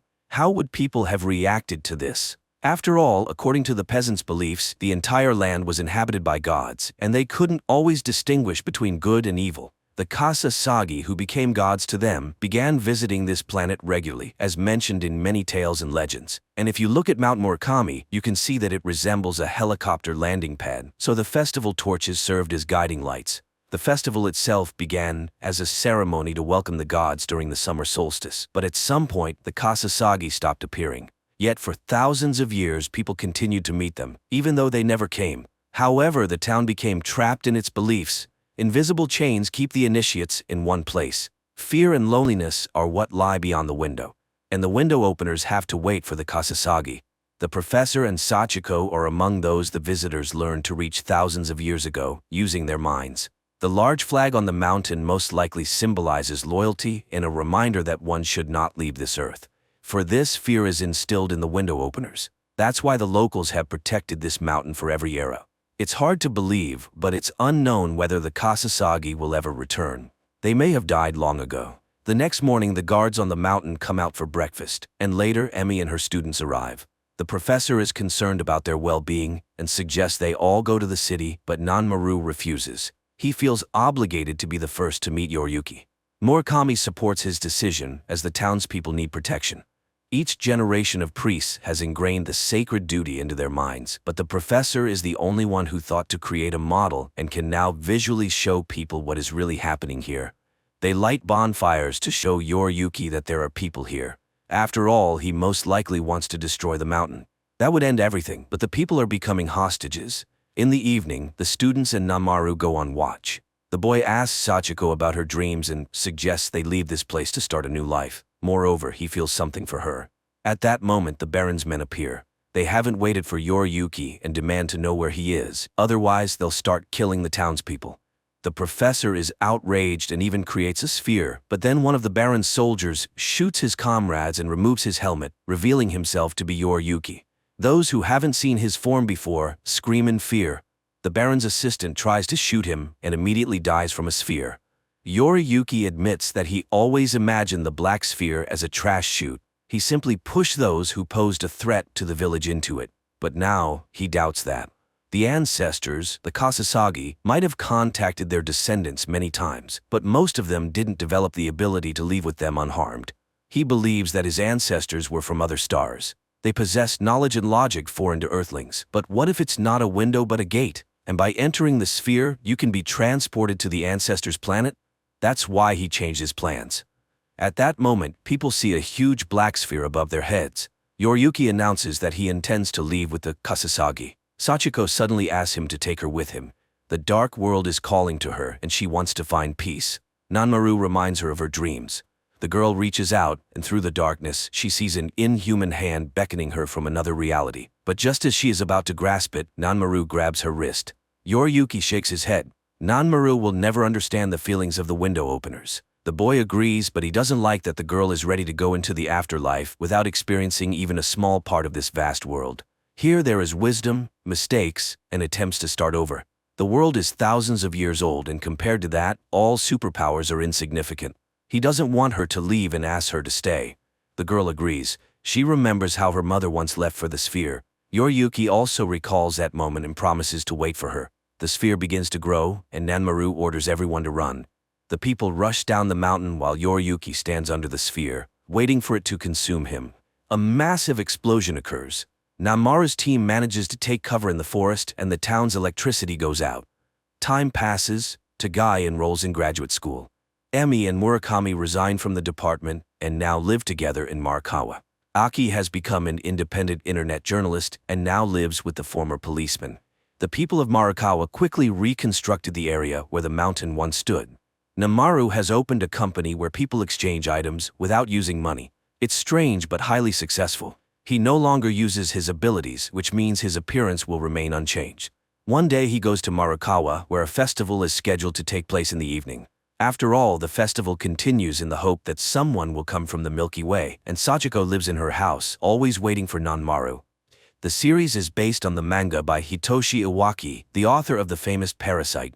While the middle of the plot may drag a bit, the finale ties everything together and thoroughly explains the events on screen, which is a rare feat in modern cinema.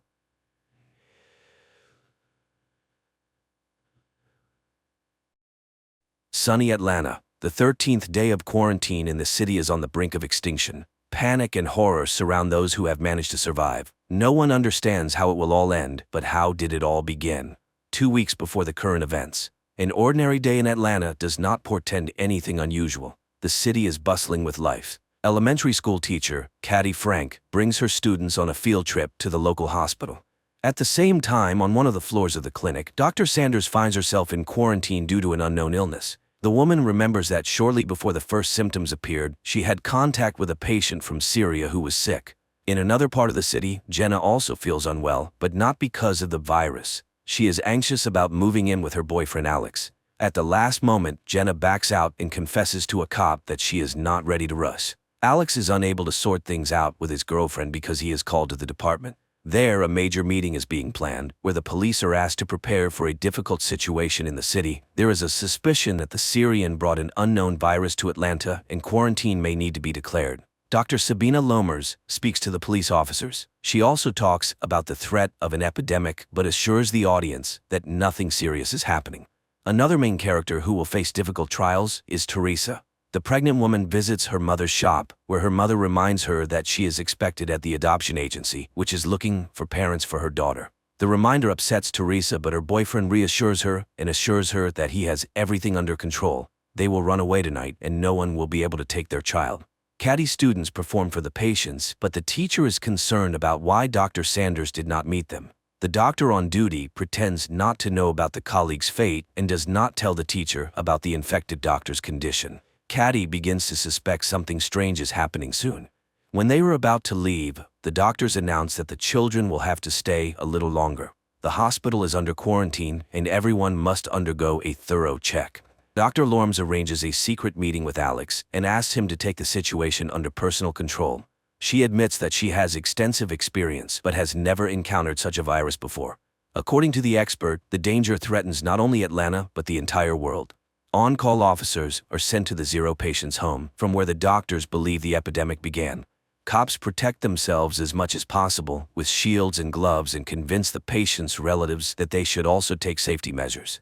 The boy is in serious condition and is taken to the hospital despite his attempt to escape. Caddy realizes that her son and his friend Thomas have run away. The teacher goes in search of the boys just as the Zero patient is being brought in. The woman notices the patient but refuses to leave the corridor until her students are found. Officer Jake Riley volunteers to help Caddy. Together they search for the missing boys, and the pair witnesses an even more terrifying sight: the bodies of Dr. Sanders and her fiancé. Fresh news reports indicate that the situation has worsened. The Zero patient died after a severe period. The cops also learn about what happened to Dr. Sanders. But more frightening to the police is the fact that all the emigrants' relatives were also infected. This means the virus spreads very quickly and kills the host within 48 hours. Caddy finds the boys in a rat lab. It seems the danger is over, but the doctor informs her that the quarantine is extended for 2 days and no one will be able to leave the hospital earlier. During the report, Dr. Connor informs the police that they have identified the virus. He assures them that traces of the pathogen were found in the Zero patient's personal belongings, and it all looks like an attempt to deliberately cause an infection. Teresa arrives at the train station to leave for her boyfriend's relatives, but unexpectedly, the train refuses to take new passengers and passes by. Upon learning that Jake is locked in the hospital, Alex directly asks Dr. Lorms about what is happening. The expert admits that a border is being established around the area that cannot be crossed for several days. By evening, panic begins in the city. People are surrounded by an iron fence, and many find themselves separated from their loved ones. Teresa learns that she and Xander are also on opposite sides of the cordon, and the girl will have to decide what to do next. Despite the measures taken, the number of infected continues to grow. At night, experts conduct an autopsy on the Zero patient and discover that the virus affects all vital organs. Furthermore, there is evidence that it takes only 48 hours from infection to the end. There is no chance of recovery, and if a vaccine is not found soon, the world faces serious trouble. Alex manages to contact Jenna and asks her to stay in a safe place. The girl decides to lock herself in her office. Returning to her mother's shop, Teresa calls Xander and tells him that she is okay. Despite this, the boy promises to find a way and get to her through the dangerous fence. Jenna is joined by her colleagues who did not manage to leave the city. Meanwhile, the girl's fiancé receives a warning that he should not break the rules due to personal attachments. Jake is asked to help the doctors sort through the belongings of the sick to find their relatives. Examining the Zero patient's mobile phone, the guy notices a frightening detail. A day before his death, the young man communicated with a blonde woman who had not been known about before. Jake immediately reports his findings to his colleagues, and the department decides to send a squad to search for the stranger. The police find the blonde's address, but her parents say she has not been seen since yesterday. Another emergency meeting is called, and everyone is ordered to find the girl within hours. While waiting for the doctor, Caddy listens to a news broadcast talking about the Zero patient and the doctors who contracted the virus from him. For the first time, the woman notices discrepancies, but her thoughts are interrupted by Dr. Connor, who assures the teacher that everything will end soon and she and the children will be able to go home. Leaving, Caddy still decides to ask about her suspicions. She was surprised that Dr. Sanders died before the Syrian who supposedly infected her, but Connor avoids answering, muttering something about differences in immunity. Jake is sent to find the girl, and the authorities hope to hide the fact that the infected person is behind the fence. But it is no longer possible to help the blonde. The cops find her in serious condition in the apartment of old friends. The blonde and her friends are taken to the quarantine zone. But Lorms admits to Alex that the situation is too serious. The virus spreads faster than they could have anticipated. Alex calls his fiancée to reassure her, but he does not dare to tell her what the city is facing. The police have been ordered to strengthen the cordon and use weapons in case of violations. More people with symptoms of infection continue to arrive at the hospital. Among them, Jake sees many children, but the doctor says that this is not the worst. The hospital is running out of free beds, and soon there will be nowhere to isolate the sick. In addition to the bad news, the officer has an unpleasant task. Connor asks him to cremate the bodies to prevent outbreaks of other diseases. Another problem for the authorities is Leo Green, a local journalist. He continues to publish panic-inducing videos, and Lormes instructs Alex to stop the provocateur. The cop tries to negotiate with Leo, but the journalist is sure that the authorities are hiding something, and he must get to the truth. A few minutes later, a new video from Green appears online, this time attracting the president's attention. Jenna's colleagues realize that they will not have enough food until the end of the quarantine, and the men decide to go to the store. The girl does not like this idea, but the majority votes to take the risk. Teresa's mother also takes the situation lightly. The girl sees her mother raising prices on essential goods to make a profit. To entertain the children, Caddy takes them to the roof. This gives everyone a chance to breathe fresh air, but the girl does not have time to relax. Thomas runs away, ignoring the teacher's cries. The girl finds the student on the stairs, next to a sick man. Drops fall on the boy, and it becomes clear that he is now infected. Thomas is sent to isolation, and the teacher blames herself. She tells the doctor that she promised the boy's father to take care of Thomas, but let him down. The men return with full bags of groceries, but Jenna does not let them into the office. She notices that her friend took off his gloves, meaning he could have brought the virus on his hands. A customer who was charged too much brings her friends. They raid the store, but Teresa's mother is saved by Jake's appearance, who received orders to patrol the city. Caddy finds Thomas's ward empty. She catches up with the boy at the hospital exit, and his father refuses to leave his son in the quarantine zone. The doctors have no choice but to let the patient go. Alex's pleas have no effect on Leo, and in pursuit of a hot story, he allows his colleagues to leave the closed area.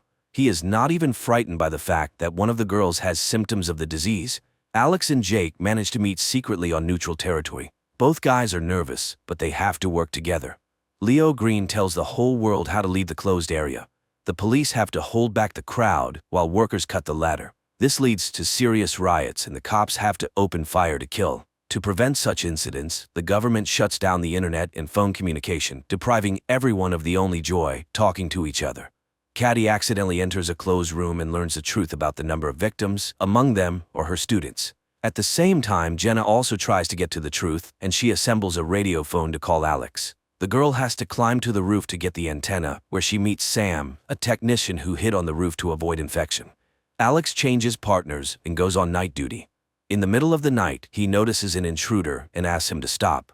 The criminal turns out to be Xander, who is trying to enter the danger zone to his fiancée, but the cop does not let him do it and pulls the trigger. The bullet turns out to be rubber, and Xander is simply taken to the hospital. The officer visits him and apologizes, but warns that he will do the same thing next time. Leo decides to take advantage of this. He is preparing a scandalous report about the abuse of power. The store is visited by robbers again, but this time Teresa is also in danger. However, unexpectedly, the women are saved by another gang planning to profit from the quarantine. By the end of the day, Xander's ward is empty. The nurse says he left with Leo Green, but Alex does not have time to stop them. The duty officer reports that the guy has entered the infection zone. Dr. Connor shows Jake the rats that were injected with the medicine. Unfortunately, right before the cop's eyes, the animal passes out, and the hope for a quick rescue disappears. Jenna manages to call Alex, but the call lasts only a few seconds. The girl does not have time to learn anything. Leo accidentally learns about the call. He again hints to the officer that he has taken the wrong side and should think about what is happening. In gratitude for his help, Leo asks Xander to visit his friends and record a video message with them. The guy completes the task and throws the flash drive over the wall, but on it, the journalist finds evidence that his friends are no longer alive.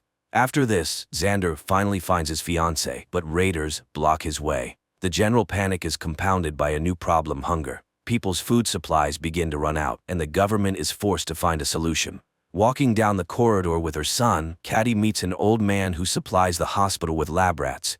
The woman notices another inconsistency. She saw Bert with the rodents before the quarantine, but he assures her that this is not the case. Lammers asks Alex to organize food delivery to the danger zone. The policeman asks for time to prepare, but is refused. He must do it by tomorrow without explanation. Alex has to ask Jake for help. The guy is also not thrilled with the idea, but they have no other choice. Early in the morning, the loading begins, and hundreds of people come to get their rations. The gang from the store also gathers for the distribution, and the leader orders Xander to go with them to stay clean. Jenna goes outside for the first time in many days to get some food. She approaches the distribution center, but a gangster car passes by, making her uneasy. Jake recognizes his friend and gives her a ration without a cue. He also hands her Alex's keys and asks her to hold on, as everything should end soon. Constantly thinking about the epidemic and inconsistencies, Caddy again turns to the doctor with questions, but he is clearly not willing to talk about it. The doctor assures the teacher that he knows no more about the virus than she does. The humanitarian point is surrounded by the store gang. There are many more bandits, and they take the food boxes to sell them to hungry people later. Alex is furious that the leadership did not listen to him, and the products fell into the hands of bandits. But Lammers does not see this as a problem. She believes that residents still have a chance to buy food and satisfy their hunger. Jake's partner turns out to be infected, and the officer offers him help, but the officer refuses to go to the hospital. He knows that no one can help him, and decides to solve the problem on his own. Returning to the shelter, Jenna falls into the hands of other bandits who also try to take the box. The woman is saved by Sam, whom she recently refused to let into the office, but the friends remember Jenna's recent act and, despite everything, do not let her or Sam into the clean zone. Alex and Jake meet again, and the senior partner admits that he no longer trusts the leadership.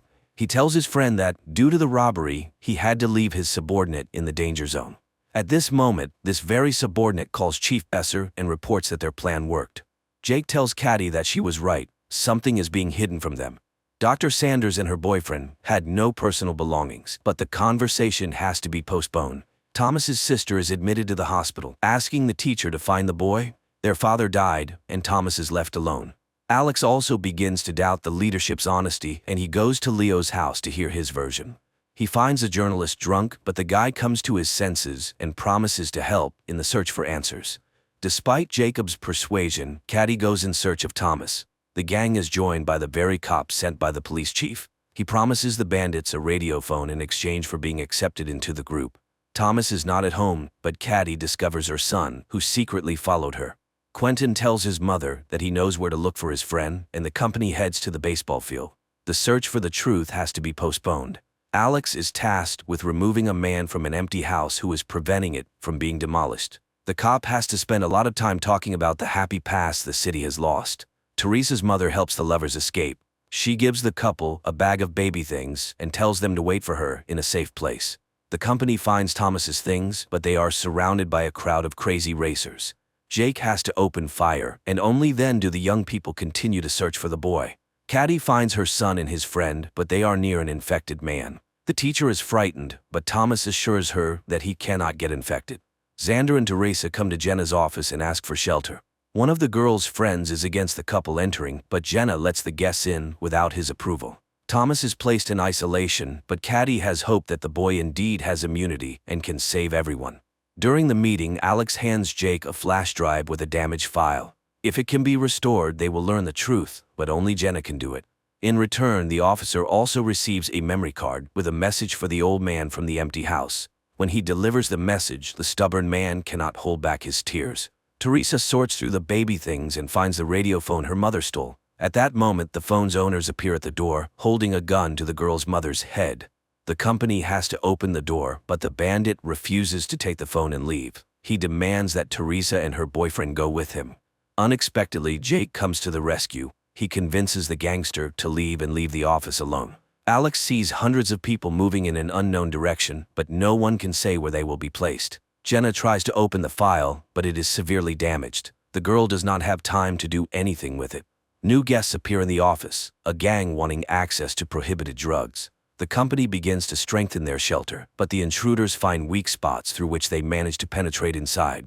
Tony decides to take a risk. He goes down to negotiate with the criminals, but the negotiations fail. The elevator returns Tony with an axe in his back. In addition to the deceased guy, one of the attackers enters the office, but he does not have time to harm anyone. The guy is infected and collapses at the entrance to the room. Jenna finally manages to restore the file, but the girl does not have time to watch it. The power goes out in the office, and all the doors are locked. To restore power, Jenna has to leave the shelter and go downstairs. Meanwhile, the bandits almost manage to open the elevator doors, but the girl raises the switch in time. On the way back, Jenna takes the radio phone and calls Alex. Talking to his fiancée, the officer hears her being attacked. The girl manages to break free and return to the office, but the intruders do not retreat and try to cut through the door. The company has no choice but to come up with the craziest plan.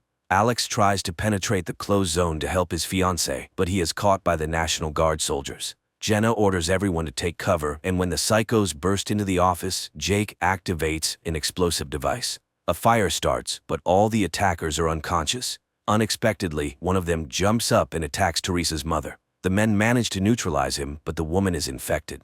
Alex is arrested, but unaware of this, Jenna asks Jake to call her fiancé and calm him down. She also mentions that the phone the bandits had has a government military number and they need to figure out how it ended up in the infection zone. Teresa's mother leaves. As a farewell, she asks her daughter for forgiveness for not wanting to accept her child. More than 48 hours have passed since Thomas's contact with the infected, and the boy continues to look healthy. His DNA is implanted in rats to try to create a vaccine. Connor reports his observations to the leadership, but the boss tells the guy that they don't have time for experiments. Caddy and Jake review footage from surveillance cameras and find out that the zero patient was not the immigrant boy, but a certain Henry Burns. He came every morning to secretly meet with Dr. Sanders, and judging by the man's behavior, he knew about his illness. Dr. Connor allows Thomas to leave and informs everyone that the boy does not just have immunity, his body defeated the virus. This means that based on his DNA, they will be able to make a cure for the unknown virus.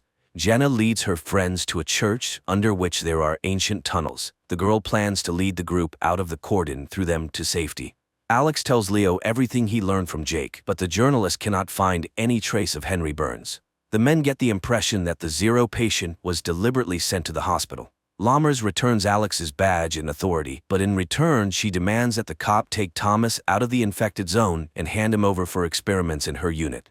Dr. Connor disagrees with Lammers' decision, but she rejects all objections and insists that only her laboratory can find the cure. Everyone has hope for a quick return to peace and normal life. It seems not everyone will live to see this happy moment, but some decide not to waste time and enjoy the moment, using all possible safety measures. Leo finds out that 2 days before the epidemic started, Burns received a package with the virus. Now he wants to know who the sender was, but Alex asks him to postpone the investigation so he can carry out the order. All night the company breaks through the exit to the tunnel, and in the morning they finally go underground. At the same time, Caddy and Jake go to the meeting place to hand Thomas over to Alex. Dr. Connor realizes he was wrong. The patient bitten by a rat injected with Thomas's DNA is infected. During the seizure, he infects several more people, and the doctor understands that the boy is an asymptomatic carrier. If he leaves the cordon, the virus will take over the entire city. The company has to return due to gas that has accumulated underground. They remain in the infection zone. Meanwhile, Thomas ends up in the hold the zone between districts. He is met by Alex and Dr. Lammers, but at the last moment, the transfer is cancelled and the boy is sent back. While Alex tries to figure out what to do next, he receives a voice message from Leo. The journalist claims that the virus was created by Connor. Alex and Lammers remain in quarantine in the container between the zones. Thomas is returned to the clinic and quarantined to figure out what to do next. Jenna's company returns. The group could not go underground due to accumulated gas, but the office is empty.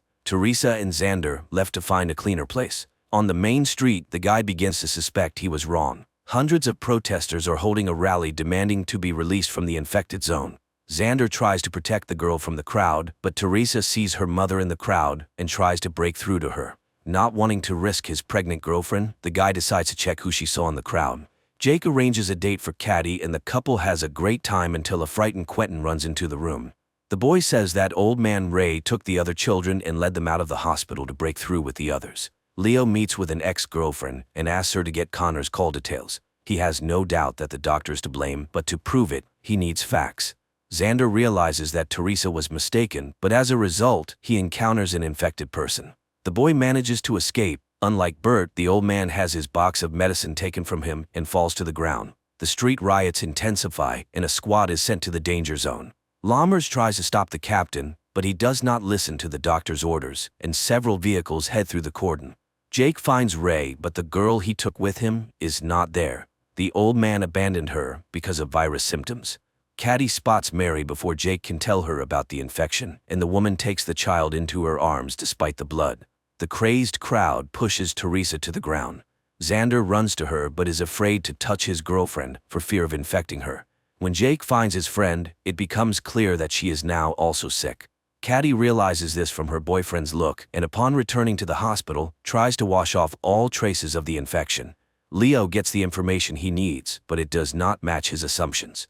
Moreover, his friend tells the journalist that Burns called someone on an encrypted phone that only high-ranking officials can have that day. Susie, Jenna's friend, confesses that she is expecting a baby. Going for a test to check this, Jenna meets Xander and Teresa, who stayed on the street after the riot.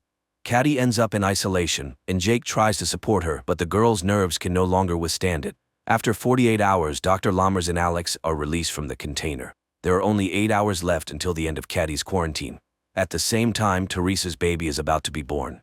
Alex visits Leo and finds out that on the day of the infection, Burns did not call Connor, but Lammers. There is no doubt that she started the epidemic for some personal purpose. Dr. Connor conducts his first round after leaving isolation. When he reaches Caddy, he admits that he cannot release her. The onset of symptoms has increased and 48 hours is no longer a guarantee of health. The soldiers who participated in stopping the riot were infected. Lammers reports this to the journalists, but she promises to find a cure and save the country. At Alex's request, Jake inspects the apartment of Leo's friends, who were also investigating. There he finds ashes, all that remains of the documents and evidence. When friends meet to discuss this, Alex realizes that Lammers and the police chief are involved. Dennis, the father of Susan's child, returns to the office, but the man shows signs of infection on his face and the company refuses to let him in. To make it easier for the man, Susan tells him that there was a mistake. She is not pregnant and he has nothing to blame himself for. Alex meets with the chief and says he knows the truth, but it turns out that Besser did not know that Lammers released the virus into the masses. Jenna and Susan fail to ease Teresa's pain, but as usual, Jake appears at the right time. The guy calms the young mother and helps her daughter be born. Alex asks Leo not to publish material against Lammers until they have substantial evidence. An argument begins between the men, and the journalist agrees to wait no more than 2 hours. Not wanting to waste time, Alex goes directly to the doctor and asks her to resign. Lammers tries to intimidate the officer, but when she realizes he is not joking, the woman promises to hold a conference and leave her post. Teresa shows Xander their daughter, and the baby is placed in a crib made of boxes. Jake tells Caddy about this joyful event, but the girl's delight is overshadowed by a cough with traces of blood. Lammers gives a press conference, but does not admit her guilt. She claims that Dr. Connor accidentally released the virus. Still unaware of this, Connor conducts experiments and tries to find a cure. Jake asks him to try to save Caddy, and the doctor agrees to give her a trial dose of serum from Thomas's blood. Old man Bert regains consciousness and discovers that his leg is broken. Despite this, he finds the box of medicine and tries to get home, where his wife has been waiting for him all this time. Connor learns what Lammers did. He does not understand why his colleague did this to him, but despite this, the doctor does not give up trying to save Caddy. Giving her the injection, Connor tells the girl how the virus penetrated their clinic. Jenna meets Bert and gives him her water. She also gives the old man a cart so he can finally reach his wife. After the injection, Caddy gets worse. She is tormented by nightmares and barely waits until morning. To support his friend, Jake brings a TV and invites her to the movies. The couple spends the whole day together, but Caddy gets worse again, and she decides to confess her love to her boyfriend, fearing that there may not be another chance. Jenna tells her friend about her conversation with the gangsters. Trader Miz offered her a route to the healthy zone, but it is very expensive. Sam agrees to contribute his share, but only if Jenna agrees to leave the others and go with him. Alex goes to Leo's apartment, which turns out to be empty. After losing, the journalist refused to fight Lammers, but later the cop receives a pizza from a friend in which Leo left him a note with an address and a key. Caddy gets worse by the minute, and Jake prepares to say goodbye to his friend. He asks the doctor to help him put on a protective suit, and when the girl falls to the floor, the boyfriend takes her hand to ease her suffering. The doctor tells Jake that he can say goodbye to Caddy's body, which is waiting for cremation. For the first time since their acquaintance, the guy manages to touch his friend's face without gloves. Jenna tells her friends about the opportunity to leave and suggests finding the money. But Teresa refuses to go.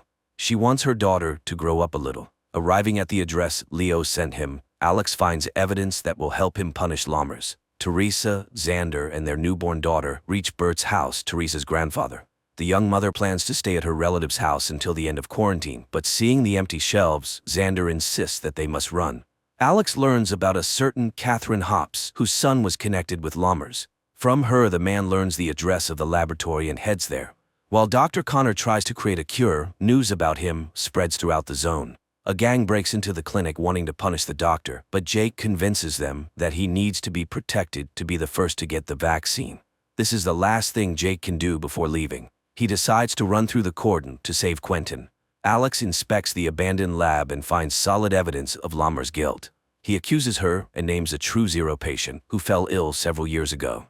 This time, Lammers does not argue. She admits she created the virus and believes it is needed for the country's safety. But now she asks Alex to postpone the battle and focus on fighting the virus, which has now crossed the cordon. An attack occurs in the hospital, and one of the gangsters becomes infected. Dr. Connor has to give him the test drug. It is his only chance not to become a victim of the bandits.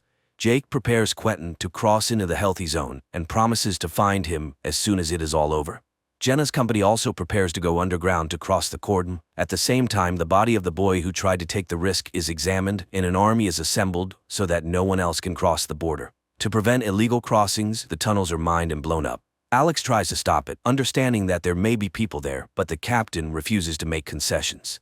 Unaware of the government's plans, Miz orders the fugitives to prepare to descend into the tunnel. Meanwhile, at the hospital, Dr. Connor transfuses Thomas's blood to the infected gangster, hoping this will cure him.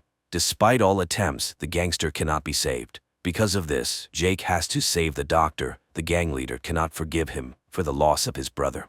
The explosions catch the group deep in the tunnel. The ceiling begins to collapse, and the company is divided. Teresa, Xander, and their baby are left alone. Connor finds a way to make the medicine, but for this he needs people with the same blood as Thomas. Jake tries to find volunteers, but no one wants to participate in the dangerous experiment. Then the guy prepares a speech in which he names all the dead. For their sake, Jake asks people to get tested and, in case of a match, become donors.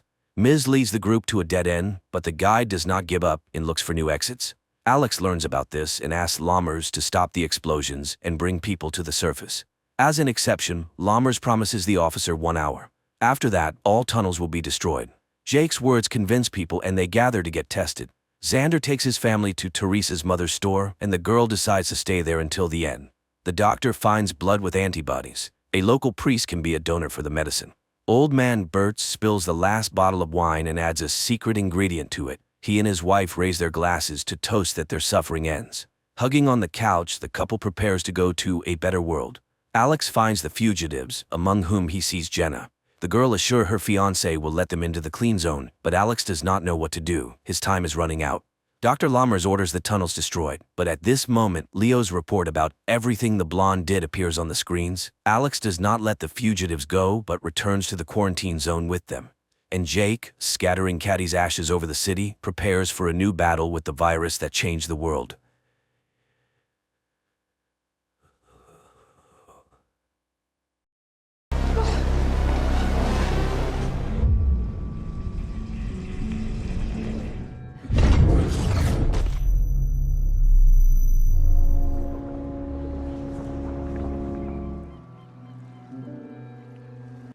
Physics professor Jason Desson's morning begins as usual. An alarm clock rings, he checks his high school son Charlie's homework, and makes coffee for his beloved wife Daniela. The woman is in a hurry and grateful for the attention. However, she is adamantly against letting Charlie drive. Despite this, Jason trusts the boy with the car, and they nearly have an accident. The father calms his son and suggests he confess his feelings to a girl he likes. Meanwhile, Jason receives a call from his friend, Ryan, who is eager to share some good news. He has received a very prestigious scientific award and invites Jason to celebrate that evening. Later, Jason heads to the university, where he tries to explain the essence of Schrödinger's thought experiment to his students. He draws a cat locked in a box on the board.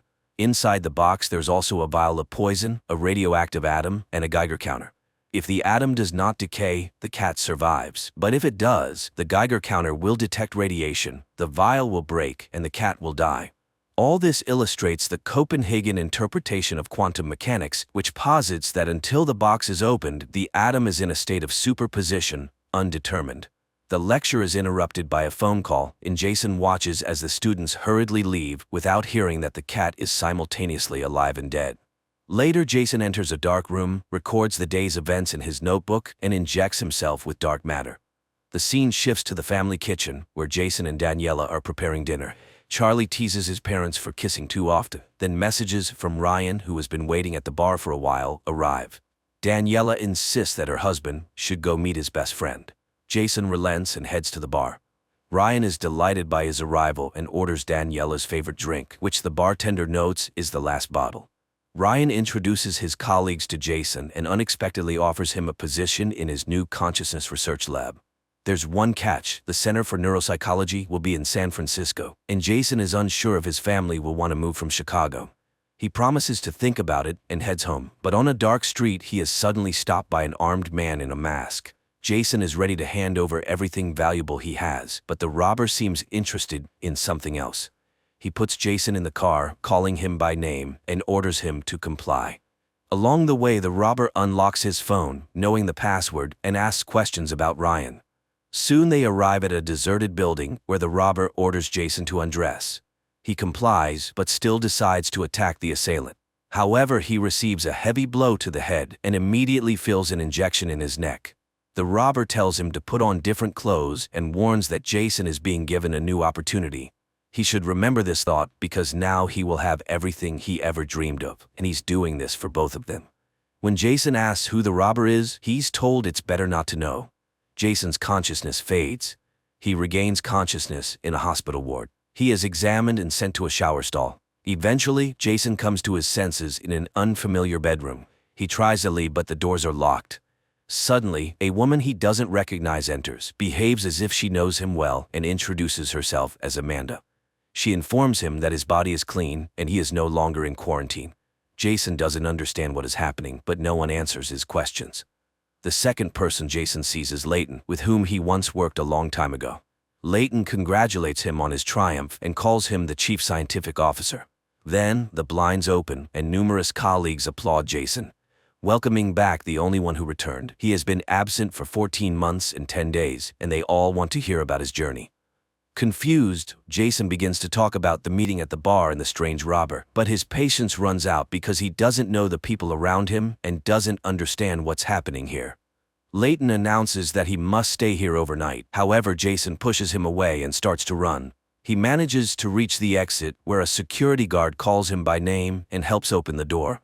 Jason flees the premises despite being pursued. He manages to catch a taxi, gives his address, and heads home. But upon entering, he finds his home changed beyond recognition.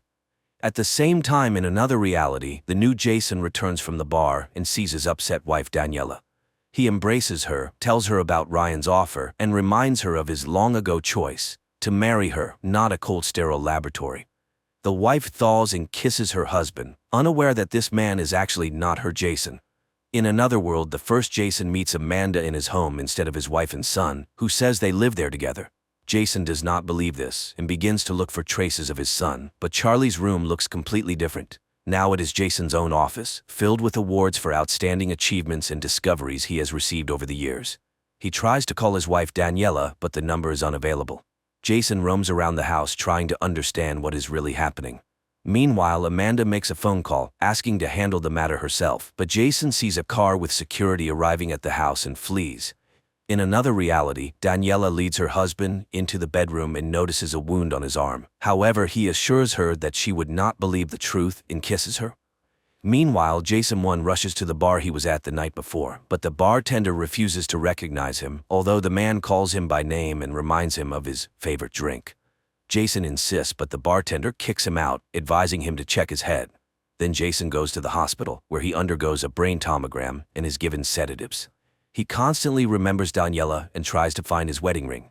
At the same time, Jason 2 wakes up next to Daniela, kisses his wife, and surveys the kitchen, trying to find coffee. Simultaneously, the first Jason comes to and sees a doctor in front of him who tells him about the results of his tests. The fact is that an unknown psychoactive substance has been found in his blood, but according to all other indicators, he is completely healthy. At his request, they tried to find his family, but there is no one in Chicago with such names. The doctors also checked his file. The woman lists his achievements in science, which Jason himself does not remember, and she informs him that he had been missing for more than a year, and they would like to know where he was. Jason 1 himself checks his information and still finds Daniela, but under her maiden name. In this world, she continues to pursue painting, and her exhibition is supposed to open just today. At this time, Amanda, Leighton, and a security officer discuss the situation. The woman suggests calling the police. However, Leighton opposes the idea and the security officer suggests checking the hospital. Meanwhile, at the hospital, Jason steals a white coat and walks out into the hall where he sees the familiar security officer. He manages to avoid the encounter and leave the hospital. Jason 2 arrives at the university and, apologizing for his tardiness, continues the lecture. Jason 1 arrives at the exhibition hall. Hearing his name, the man is freely admitted inside, where he examines a modern installation. Later, he sees his own portrait among the displayed paintings and finds Daniela. He embraces her and tries to ask about Charlie, but the woman doesn't know who that is. Moreover, she is constantly being congratulated, and she introduces Jason as the inspiration for her success. Ryan arrives, very surprised by Jason's appearance, as there had been many varied rumors about his disappearance. The man is upset with Jason because he did a lot for him and Velocity. Hearing the company's name, from which he recently escaped, Jason begins to ask questions, but then Daniela starts a speech which includes questions about unfulfilled dreams. Everyone was asking what he could have been and advises remembering the other doors he could have entered. At the same time, in another world, Jason 2 listens to Daniela's stories about her work plans and gives advice to his son, which surprises his wife. Simultaneously, Jason 1, Ryan, and Daniela from the New World discuss plans. Jason suddenly proposes a hypothesis about a scientist, married to the woman of his dreams, who once went to a bar where he met an old friend who had received a prestigious award. But on the way back, he was attacked, and when he woke up, everything around him had changed.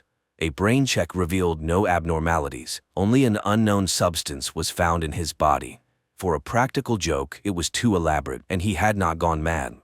Jason asks to explain how he inspired Daniela's creativity, and she reminds him that once he came to her and said that theoretically people exist in millions of parallel realities, and his decision to part with her was his biggest mistake in this world.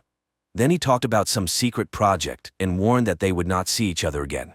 Then Jason starts to describe their life together with their son, causing Ryan's anger and Daniela's tears. He describes his friend's achievements in his own world, but he leaves. At the same time, Jason 2 mixes up toothbrushes, causing his wife's confusion.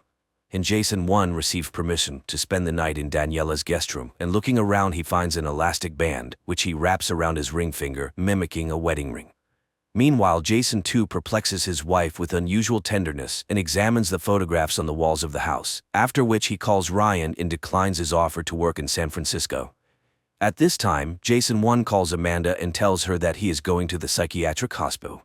The woman heads there, but it turns out to be a ruse that Jason used to lure her out of the house, and now he and Daniela are inspecting his home together. The man points to a photo, but in his world they are depicted as a family in it. He talks about a son who is as talented as his mother, and Daniela admits that after he left her, she got rid of the child. Jason doesn't believe this, as everything was different, but Daniela insists that in her world, that's exactly what happened. People cannot understand why their memories differ so much, but the woman starts to believe his stories. Later, he finds records of his double from this world and realizes that he made a great discovery in quantum physics. Jason number 2 created a more voluminous version of the container where a person was put into superposition and gained the ability to move between multiple realities. It turns out that his double, Jason number 2, moved to his world and sent Jason number 1 to his dimension, to this world. So Jason is one person, living in reality until the question of marrying Daniela came up. When the first Jason chose his family, the second left Daniela. Their universes split, and the second Jason gave himself to science and invented the container. They switched worlds, but why? Later, Daniela admits that she is glad he appeared, and he explains the rubber band on his hand as a desire to preserve the marriage and return to his wife. He talks about their life there, in another reality, and admits that they were happy. Daniela kisses him, but at that moment, someone knocks at the door. They go to open it, and a security officer from the company Velocity, from which Jason had escaped, bursts into the house. He asks not to use weapons, but the woman shoots Daniela, and the last thing Jason sees is her blood-covered face. This is the first 2 episodes of a new series from Apple TV titled Dark Matter. At night, Leighton informs Amanda about what happened, and she rushes to the center where Jason has been taken. Leighton, in the meantime, apologizes to the tied-up Jason. He couldn't imagine his friend was so unstable and cannot release him yet. Jason, shocked by Daniela's murder, does not want to talk about his supposed genius invention. Jason too invites Daniela 1 to a cafe. She is surprised by her husband's behavior, but likes this new Jason. Moreover, they have a dinner planned for close friends the next day, something their family hasn't done in a long time. In a parallel reality, a detective visits Leighton, surprised by yet another disappearance of an employee from their lab. Before this, Blair and a couple of junior employees also vanished. Leighton pretends to know nothing. The detective goes to Amanda. Later, Amanda expresses her displeasure. She is very upset with Don's behavior, while the boss reminds her of the millions spent. If everything comes out, the project will be shut down. They don't understand what happened to Jason, who decides to play along with the colleagues and asks for help in remembering everything. Leighton takes him to a hangar where a huge metal box stands. Jason recalls trying to create a small Schrodinger's box once, but Leighton convinces him that he managed to make a huge box that can easily fit several people. Only Jason knows how it works. The man steps inside, but there are no panels or screens. Recording devices don't work either. Jason is told about the missing people and then shown footage of him emerging from the box. Jason too takes Charlie to a store, buys him an expensive skateboard, surprising his son with generosity, and then questions him about the family friends coming to dinner tomorrow. In a parallel reality, Amanda tells Jason 1 that she works as a psychiatrist in the lab, and they have been living together for over a year. Before he disappeared, he met with his ex-girlfriend and then just vanished. Jason suddenly suggests he might not be who she thinks he is. Amanda leaves completely puzzled. Meanwhile, in the parallel reality, Jason too welcomes the guests. He keeps conversations going, displaying knowledge of everyone's lives gleaned from social networks, and talks with his son. Jason 1 tries to answer Leighton's questions, who begins to suspect him of being an imposter. The man is beaten, forced to reveal the whereabouts of their Jason, but he knows nothing and cannot explain how the container works. Leighton asks him to strain his memory, as there might be a way to reach a world where cancer is cured. However, all is in vain. Daniela thanks her husband for the wonderful evening. She hasn't seen him like this in a long time, and he seems completely changed. At the same time, in the parallel world, Ryan is thrown into Jason's room, horrified to learn of Daniela's death, as he was the one who told Leighton that Jason went to her. Ryan had created a drug for Jason that changes the chemical composition of the brain's cortex, temporarily putting some parts to sleep. Jason admits he is not the Jason Ryan knew in this world. The drug creates a special effect that, combined with the container, allows for traveling between worlds. Leighton's men take Ryan away. Meanwhile, in the parallel world, Jason too tells his wife he nearly died under the wheels, prompting him to reassess his life and express his gratitude for her presence. In the neighboring world, Amanda enters Jason's room, ordering him to follow her as she intends to get him out of there. They walk through the corridors but encounter a guard who raises the alarm. Jason and Amanda run to the container.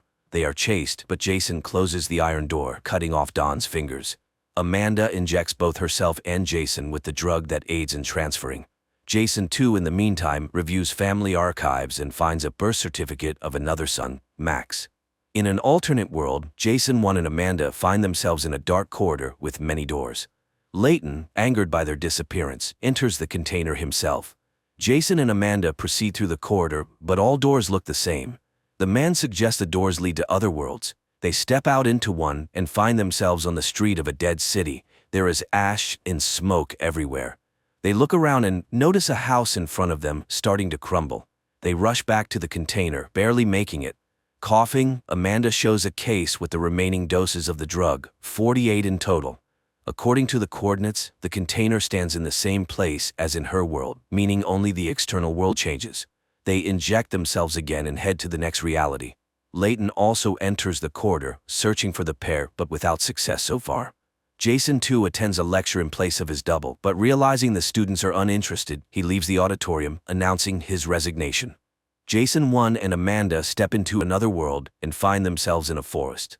They continue and enter a reality without an atmosphere after a nuclear explosion. The woman's nerves give way, but Jason explains it's a multiverse where everything that could happen did happen. They will soon need food and water, so they must find a habitable world. He opens another door, and the pair end up in the Velocity facility, witnessing Leighton and Dawn killing their doubles. Jason manages to push Amanda into the container and close the doors. Later, they open the next doors but find dead worlds everywhere. Exhausted, Amanda rushes through the first door she sees with Jason hurrying after her. They find themselves in the midst of a snowstorm. The woman loses consciousness from the cold. Jason searches for a bunker but sees a house nearby. He breaks a window, carries Amanda inside, wraps her in a blanket, and lights a fire in the fireplace. Meanwhile, Jason too visits Leighton in his world. Here too, he is rich but spends his time idly. Jason offers him to become his investor in a very unusual venture. In the snowy world, Jason 1 steps outside and sees a completely frozen city. Jason 2 takes Leighton 2 to a bunker and offers him the substance. Jason 1 returns to the house, finds a family photograph of the owners, and remembers his own family. His wife pulls out a photo of their second son, who is no longer there. Amanda, warming up, learns that the container is buried in snow and finding it is impossible. She recalls being stuck in a snowstorm. Jason suddenly realizes this might have triggered their arrival in the frozen world. Perhaps they can choose where to move. Jason too shows Leighton to the container and promises to show him the path not taken. Instantly, the corridor with doors appears before them. Amanda and Jason, armed with probes, begin searching for the container in the snowdrifts. Suddenly, Amanda realizes that the compass always points in the same direction, indicating the container's approximate location. They head that way and soon find the box. In the neighboring universe, Daniela and Charlie walk to the memorial tree. Simultaneously, Jason starts telling Amanda about his second son. Daniela recounts the same story to Charlie. Once, Jason and Daniela were thrilled to learn they were expecting twins, but Max had a weak heart and died. They planted a tree, mixing their son's ashes with the soil. Every birthday, they sit under it and remember the boy. Leighton, too, meanwhile, is delighted by what he sees. Jason tells him about his life in the world where Leighton was his research partner. The tycoon agrees to fund his work. Jason 1 narrates his abduction to Amanda. He doesn't understand why his double went to such lengths. After questioning him about his life, Amanda suggests that the double simply wanted to fix Jason 1's life, making him happy while also taking what he himself lacked, a family. Daniela and Charlie discuss their father's strange behavior, but then Jason too arrives, congratulates his son on his birthday, and gives him car keys. To his stunned wife, he confesses he quit his job but assures her not to worry about money as he has returned to science and already found a sponsor. She can pursue her passion for painting. Jason 1 and Amanda experiment in front of the next door. Jason tries to set a mood, outlining the conditions for the next world. Everything should be peaceful and beautiful, but opening the door, the pair end up in water. The city is flooded. With great difficulty, they close the container door. Amanda asks him to analyze his feelings, and Jason thinks he understands the mistake, but the woman is convinced that lying won't work here. Later they rest, reminiscing about their loved ones. Amanda admits she loves special candies, but they don't exist in Jason's world. The woman reveals that the first to test the container was Engineer Blair, followed by 2 volunteers. Soon the drug's effect wears off. Amanda opens the door and the pair find themselves in the Velocity basement. Initially, they want to escape, but hunger takes over. They look around, but the cafeteria is closed and the elevator doesn't work. Amanda recalls a protocol designed for such a situation. They find a bedroom with someone lying under a blanket, but it's a shriveled body. It becomes clear that something terrible happened in this world. As they prepare to return to the container, a person with a gun stops them, but upon closer inspection, Amanda recognizes Blair. After joyful embraces, Jason tells Blair everything that happened. In his world, he knows her as his wife's friend, but there, she works as a lawyer. Blair leads them to a habitable area and offers them food.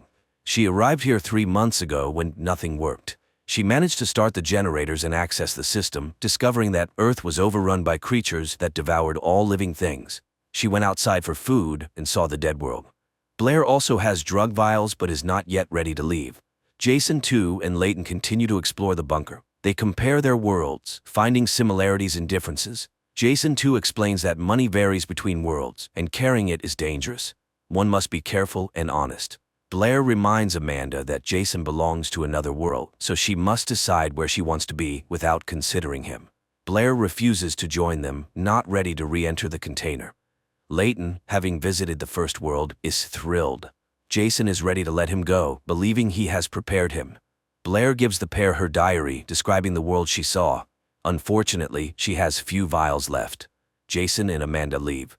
In the corridor, Amanda suddenly cries. Jason, too, ruined lives, knowing how to use the container. Jason 1 consoles her. Emboldened, Layton promises Jason 2 $1 million for the next doses of the drug. Jason 1 decides to write in Blair's diary what he wants to see behind the next door. He thinks the method worked, and they finally arrived in his world. But stepping outside, they notice unusual emptiness. They manage to open a car and drive to his house. The door is opened by a haggard Daniela. She says Jason was taken to the hospital and the deceased, Charlie, lies in his room. The man runs outside, encountering a medical patrol. A female doctor goes inside, while another doctor performs a rapid test on Jason.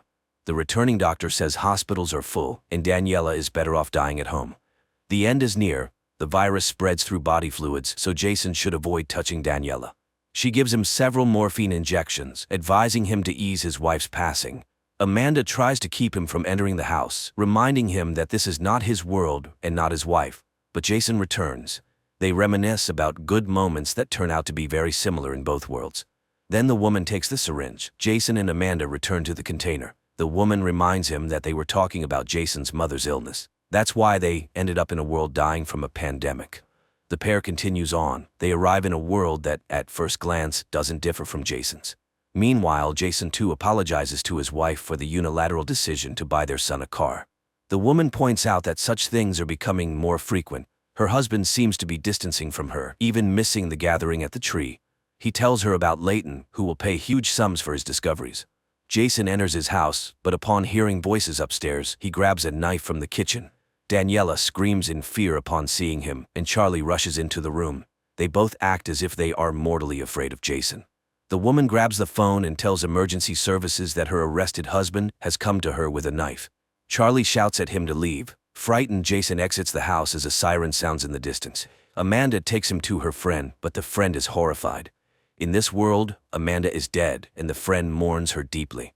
Amanda tells her that she is in a better world and then takes the car keys. They drive to the container. In Jason 2's world, the container opens, and he steps out, retrieving backpacks with drugs. A lab assistant who rushes out tells him about his double's appearance and his escape with Amanda. Jason 2 returns to the corridor, where he hands doses to Layton. He then informs him that he will have to seal this world. Daniela from Jason's original world starts painting, and her husband's double is thrilled, suggesting she leave the gallery and focus solely on painting, especially since the deal with Layton is sealed. Later, he picks up their son and treats him to ice cream with nuts, not knowing the boy is allergic to them.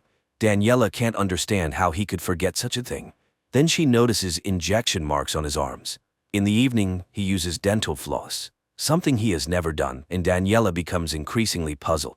Jason 1 and Amanda continue searching for his world, but they keep finding discrepancies.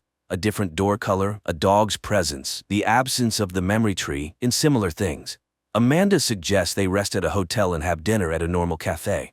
Over the meal, they laugh a lot and then dance.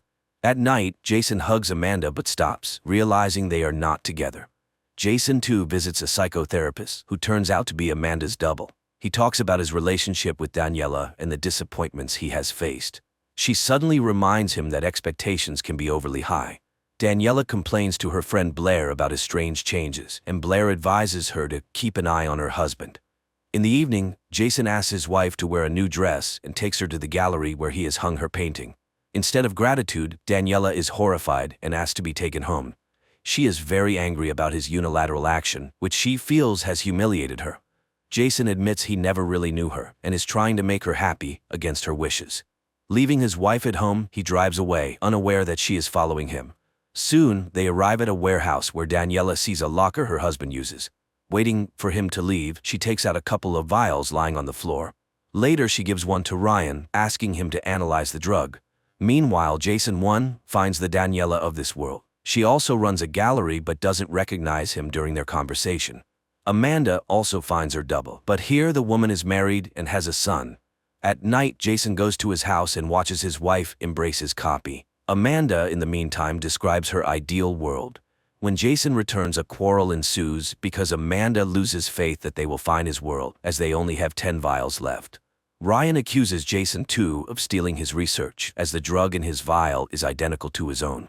Jason 2 takes his friend to the container. He injects the drug into himself and Ryan ends up in the corridor with doors to other worlds. Realizing he is in a quantum state, he is thrilled. Jason explains how to tune into another reality, and upon opening a door, Ryan sees a fantastically beautiful Chicago. This world is kinder and more progressive because Jason made it so for his friend. He asks for Ryan's phone to take a picture of him and steps back to the door. Ryan realizes this is not his friend. Jason just closes the door, leaving the man in another world. Later, he sees that Daniela is calling Ryan. Then Layton's men arrive and pack up the container. Sometime later, a detective comes to Jason's house, investigating Ryan's disappearance. The couple tells her about their last encounters with the friend, and Jason too suddenly states that Ryan drank a lot, although he never drank alcohol. After this, Daniela shows him the remaining vial and confesses she has been following him. He explains that Ryan made the drug for Jason 2's research because he is reviving his project. Amanda leads Jason 1 into a world she has imagined. This Chicago is beautiful. They walk through a clean and cozy city, enjoying friendly faces. They drink cocoa from edible cups and then have a snack in a cafe where they learn about a trendy restaurant in the tallest tower in the city. Amanda leaves, setting up a meeting with Jason there. A nearby couple gives him a photo they took, admiring them. Later, Jason goes to the restaurant and sees Amanda in an evening dress. She gives him a suit she bought for him, and he changes and joins her. Jason gives her her favorite candies, which exist in this world. She laughs, saying he is an insurance agent here. Her double in this world disappeared 2 years ago. Taking advantage of their identical appearance, Amanda made a passport and gained access to the double's savings, so she decided to stay here. She invites Jason to join her, but he declines. Before leaving, Jason secretly places 2 of the remaining vials in her purse. Amanda cries in the elevator, but, seeing the sun, wipes her tears and heads into a new life. Jason goes to the container. He has only 3 vials left, and the next world is destroyed. He continues, and in the next reality, he calls his wife. She is surprised, as she just saw him off to work, but Jason confesses his love to her. At night, he sneaks into his house and sees Daniela hugging his copy, but going down to the kitchen, he encounters his son, and it is not Charlie. It turns out that here they managed to save Max by transplanting the heart of a deceased girl, and now he suffers from guilt. Jason 1 comforts him. Meanwhile, Jason 2 confesses to the psychotherapist Amanda that he wants to pack up and leave his wife. Then suddenly he tells very personal things about the doctor herself. She kicks him out, but outside, Jason 2 is met by a detective. They tracked Ryan's phone and know that after the bar, he went to the industrial part of the city, so she intends to check all the cameras located there. Jason 2 goes to the container and breaks the formwork. He finds Ryan's double in the first world, where he works as a simple mechanic, gets him drunk, brings him to his world, cleans him up, and puts him to sleep in Ryan's bed. Jason 1 takes out the last vial and writes in Blair's diary his memories of the first meeting with Daniela. He saw the living Max and even thought of treating his double in that world as he had been treated. But he realized he only wants his family, his home, and his life. Jason 1 opens the door and finally arrives in his world. He heads home, checking all the details along the way, but upon approaching the house, he sees himself telling Daniela that he found Ryan in a wild drunken state. He had to clean his friend up and take him home. Jason 1 goes to a store to buy a gun, but without a permit, he buys pepper spray and a hunting knife. A minute later, Jason 2 enters the same store and repeats his double's actions. The stunned shop assistant remarks that they were just discussing buying a gun. She asks if he has a twin brother. Realizing his prototype has returned, Jason 2 runs outside but finds no one. Friends, if you've watched this far, pay closer attention because the most confusing part of the plot is about to begin. He returns home where Charlie informs him that Mom went to Ryan, who is behaving very strangely. Jason, too, goes outside and is attacked by another Jason in a hat, whom he kills in a fight. Meanwhile, Ryan, seeing Daniela, claims that he is an auto mechanic and repairs her car in his world, not a scientist-chemist. He recalls a man offering him alcohol and recognizes Jason from a photo. Jason checks his gear and, stepping into the hallway, encounters himself, but the double runs away, and Jason gives chase. At this time, Jason 2 loads the body of the killed double into a car, and Jason 1 catches up with his double in a bar. They realize that their copies multiply in a container, and it's unclear how many there could be, but they all aimed for this particular Chicago, as their prototype was desperate to get home. Amanda appeared in all realities. Only in one did she die in a terrible world. And for Jason 1, she remained in the best world. Both are out of vials and cannot help each other. Jason 3 suggests getting rid of the one who caused all this. Jason 2 doesn't know about the place where they both love to rest. They need to lure the villain there and kill him. Besides, Jason 3 has already dug a grave there, and he also has a gun. The next morning, Jason 1 goes to the bar, where he lights a cigar despite the strict prohibition. He is taken to the police station. Meanwhile, Daniela plans to take her husband's large car to move some things to the gallery, but he rudely forbids her, and Jason 2 drives his son to the university, showing him memorable places on the campus when he notices Jason 3 watching them. Daniela goes to the storage box again and, breaking the doors, finds bags with unknown currency, a box of vials, and Ryan's jacket. But then she gets a call from the police. Jason 2 guides Charlie through the building, and their pursuer loses sight of them. The father asks his son to take the car and meet him at another exit, even though he doesn't have a license yet. Confused, Charlie leaves, and Jason 2 tries to throw Jason 3 off his trail, but he also knows the university building well. Eventually, the men engage in a fight, and the second Jason wins. Charlie makes a failed maneuver, attracting a policeman's attention, and Jason 2 knocks out the third and locks him in a toilet stall. Meanwhile, the policeman demands Charlie's license, but at that moment, Jason 2 appears, managing to persuade the officer to let them go. At this moment, Daniela sees her husband at the station. It turns out Jason was looking for a place where they could talk safely. He tells his wife the truth, but she doesn't believe him. Then Jason suggests calling him. Daniela dials her husband's number, and Jason answers. She hangs up, then Jason asks her to call again and remind him of their great vacation in Miami, though they never actually went there. Daniela does this, adding made-up details about the vacation, and that Jason agrees, pretending to remember the trip. Now Daniela believes her real husband, who says there are other versions of him. They agree on a code word in a meeting place, and Daniela goes to get their son. But at home she finds her husband, Jason 2, who orders her to pack because they need to leave urgently. The mother tries to talk to her son, but Jason 2 is on guard and doesn't let them do it. The woman leaves supposedly to get a suitcase and messages Charlie. The boy leaves first, and Daniela lures her husband into the basement and pushes him down the stairs. They drive away, but another car with yet another Jason behind the wheel cuts them off. Daniela realizes this is another version of her husband.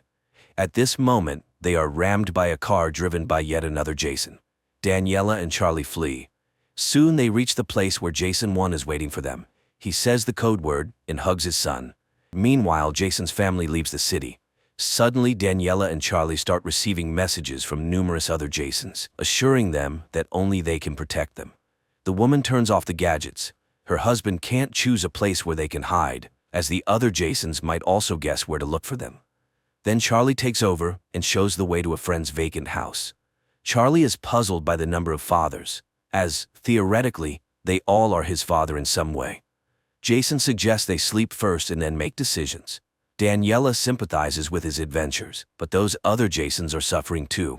The woman goes to bed, while Jason checks his email and suddenly sees an entire chat of 44 Jasons arguing over who gets Daniela and Charlie.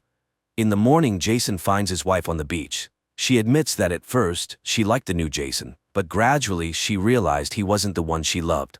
Her husband tells her he sometimes thought about a new life. Apparently Jason 2 also thought about this, so he moved to their world. He recalls Daniela number 2, who became an artist, lived in a luxurious apartment, and had lots of friends. Jason 3 also studies the chat, trying to figure out where his double went. Suddenly, he gets a message from Blair asking to return the car. He realizes Daniela borrowed a car from a friend and asks her to come urgently. At this time, Jason tells his wife about the chat and one of them suggesting to raffle her and Charlie in a lottery. Jason too questions the third about what happened to him in other worlds. He tells about the death of Daniela and Ryan and the suffering of Amanda, who loved that Jason very much. In the reality of the third Jason, she died in the forest, impaled by a giant tree branch. Jason too begins to understand the horror of his actions, as he hoped to make his double happy with a new life. Meanwhile, Charlie prepares breakfast and tells Jason the latest news from their life, deciding where to go next. At this time, Blair arrives at their house and finds Jason 3 tied up in a closet. The third attacks her and demands to track her car, but Blair manages to neutralize him and demands to tell her the truth about the ongoing madness. Jason tells his wife and son about other realities. They are amazed that their doubles live in a few microns away, unseen by them. Jason admits that there was one world where he almost stayed but couldn't imagine life without his family. Later, Daniela reads his chat. They spend the night together, reminiscing about their first meeting. She admits she made a choice and informed the other Jasons. But later, Jason suddenly sees a shadow outside the window, and going outside, finds an injured double, who says he was hit by one of them. There are many of them here, and it won't end just like that. Gunshots are heard in the dark, and Jason asks his wife to run to their son, but then another armed double calls out to him, demanding his clothes and the code word. Jason 1 charges at him. A fight ensues, but a shot rings out, and the double falls. It turns out to be Jason 2, who realized his guilt. He asks for their forgiveness, gives them car keys, and asks them to leave. The family drives into the night while the second Jason shoots back at the other doubles, giving them a chance to escape.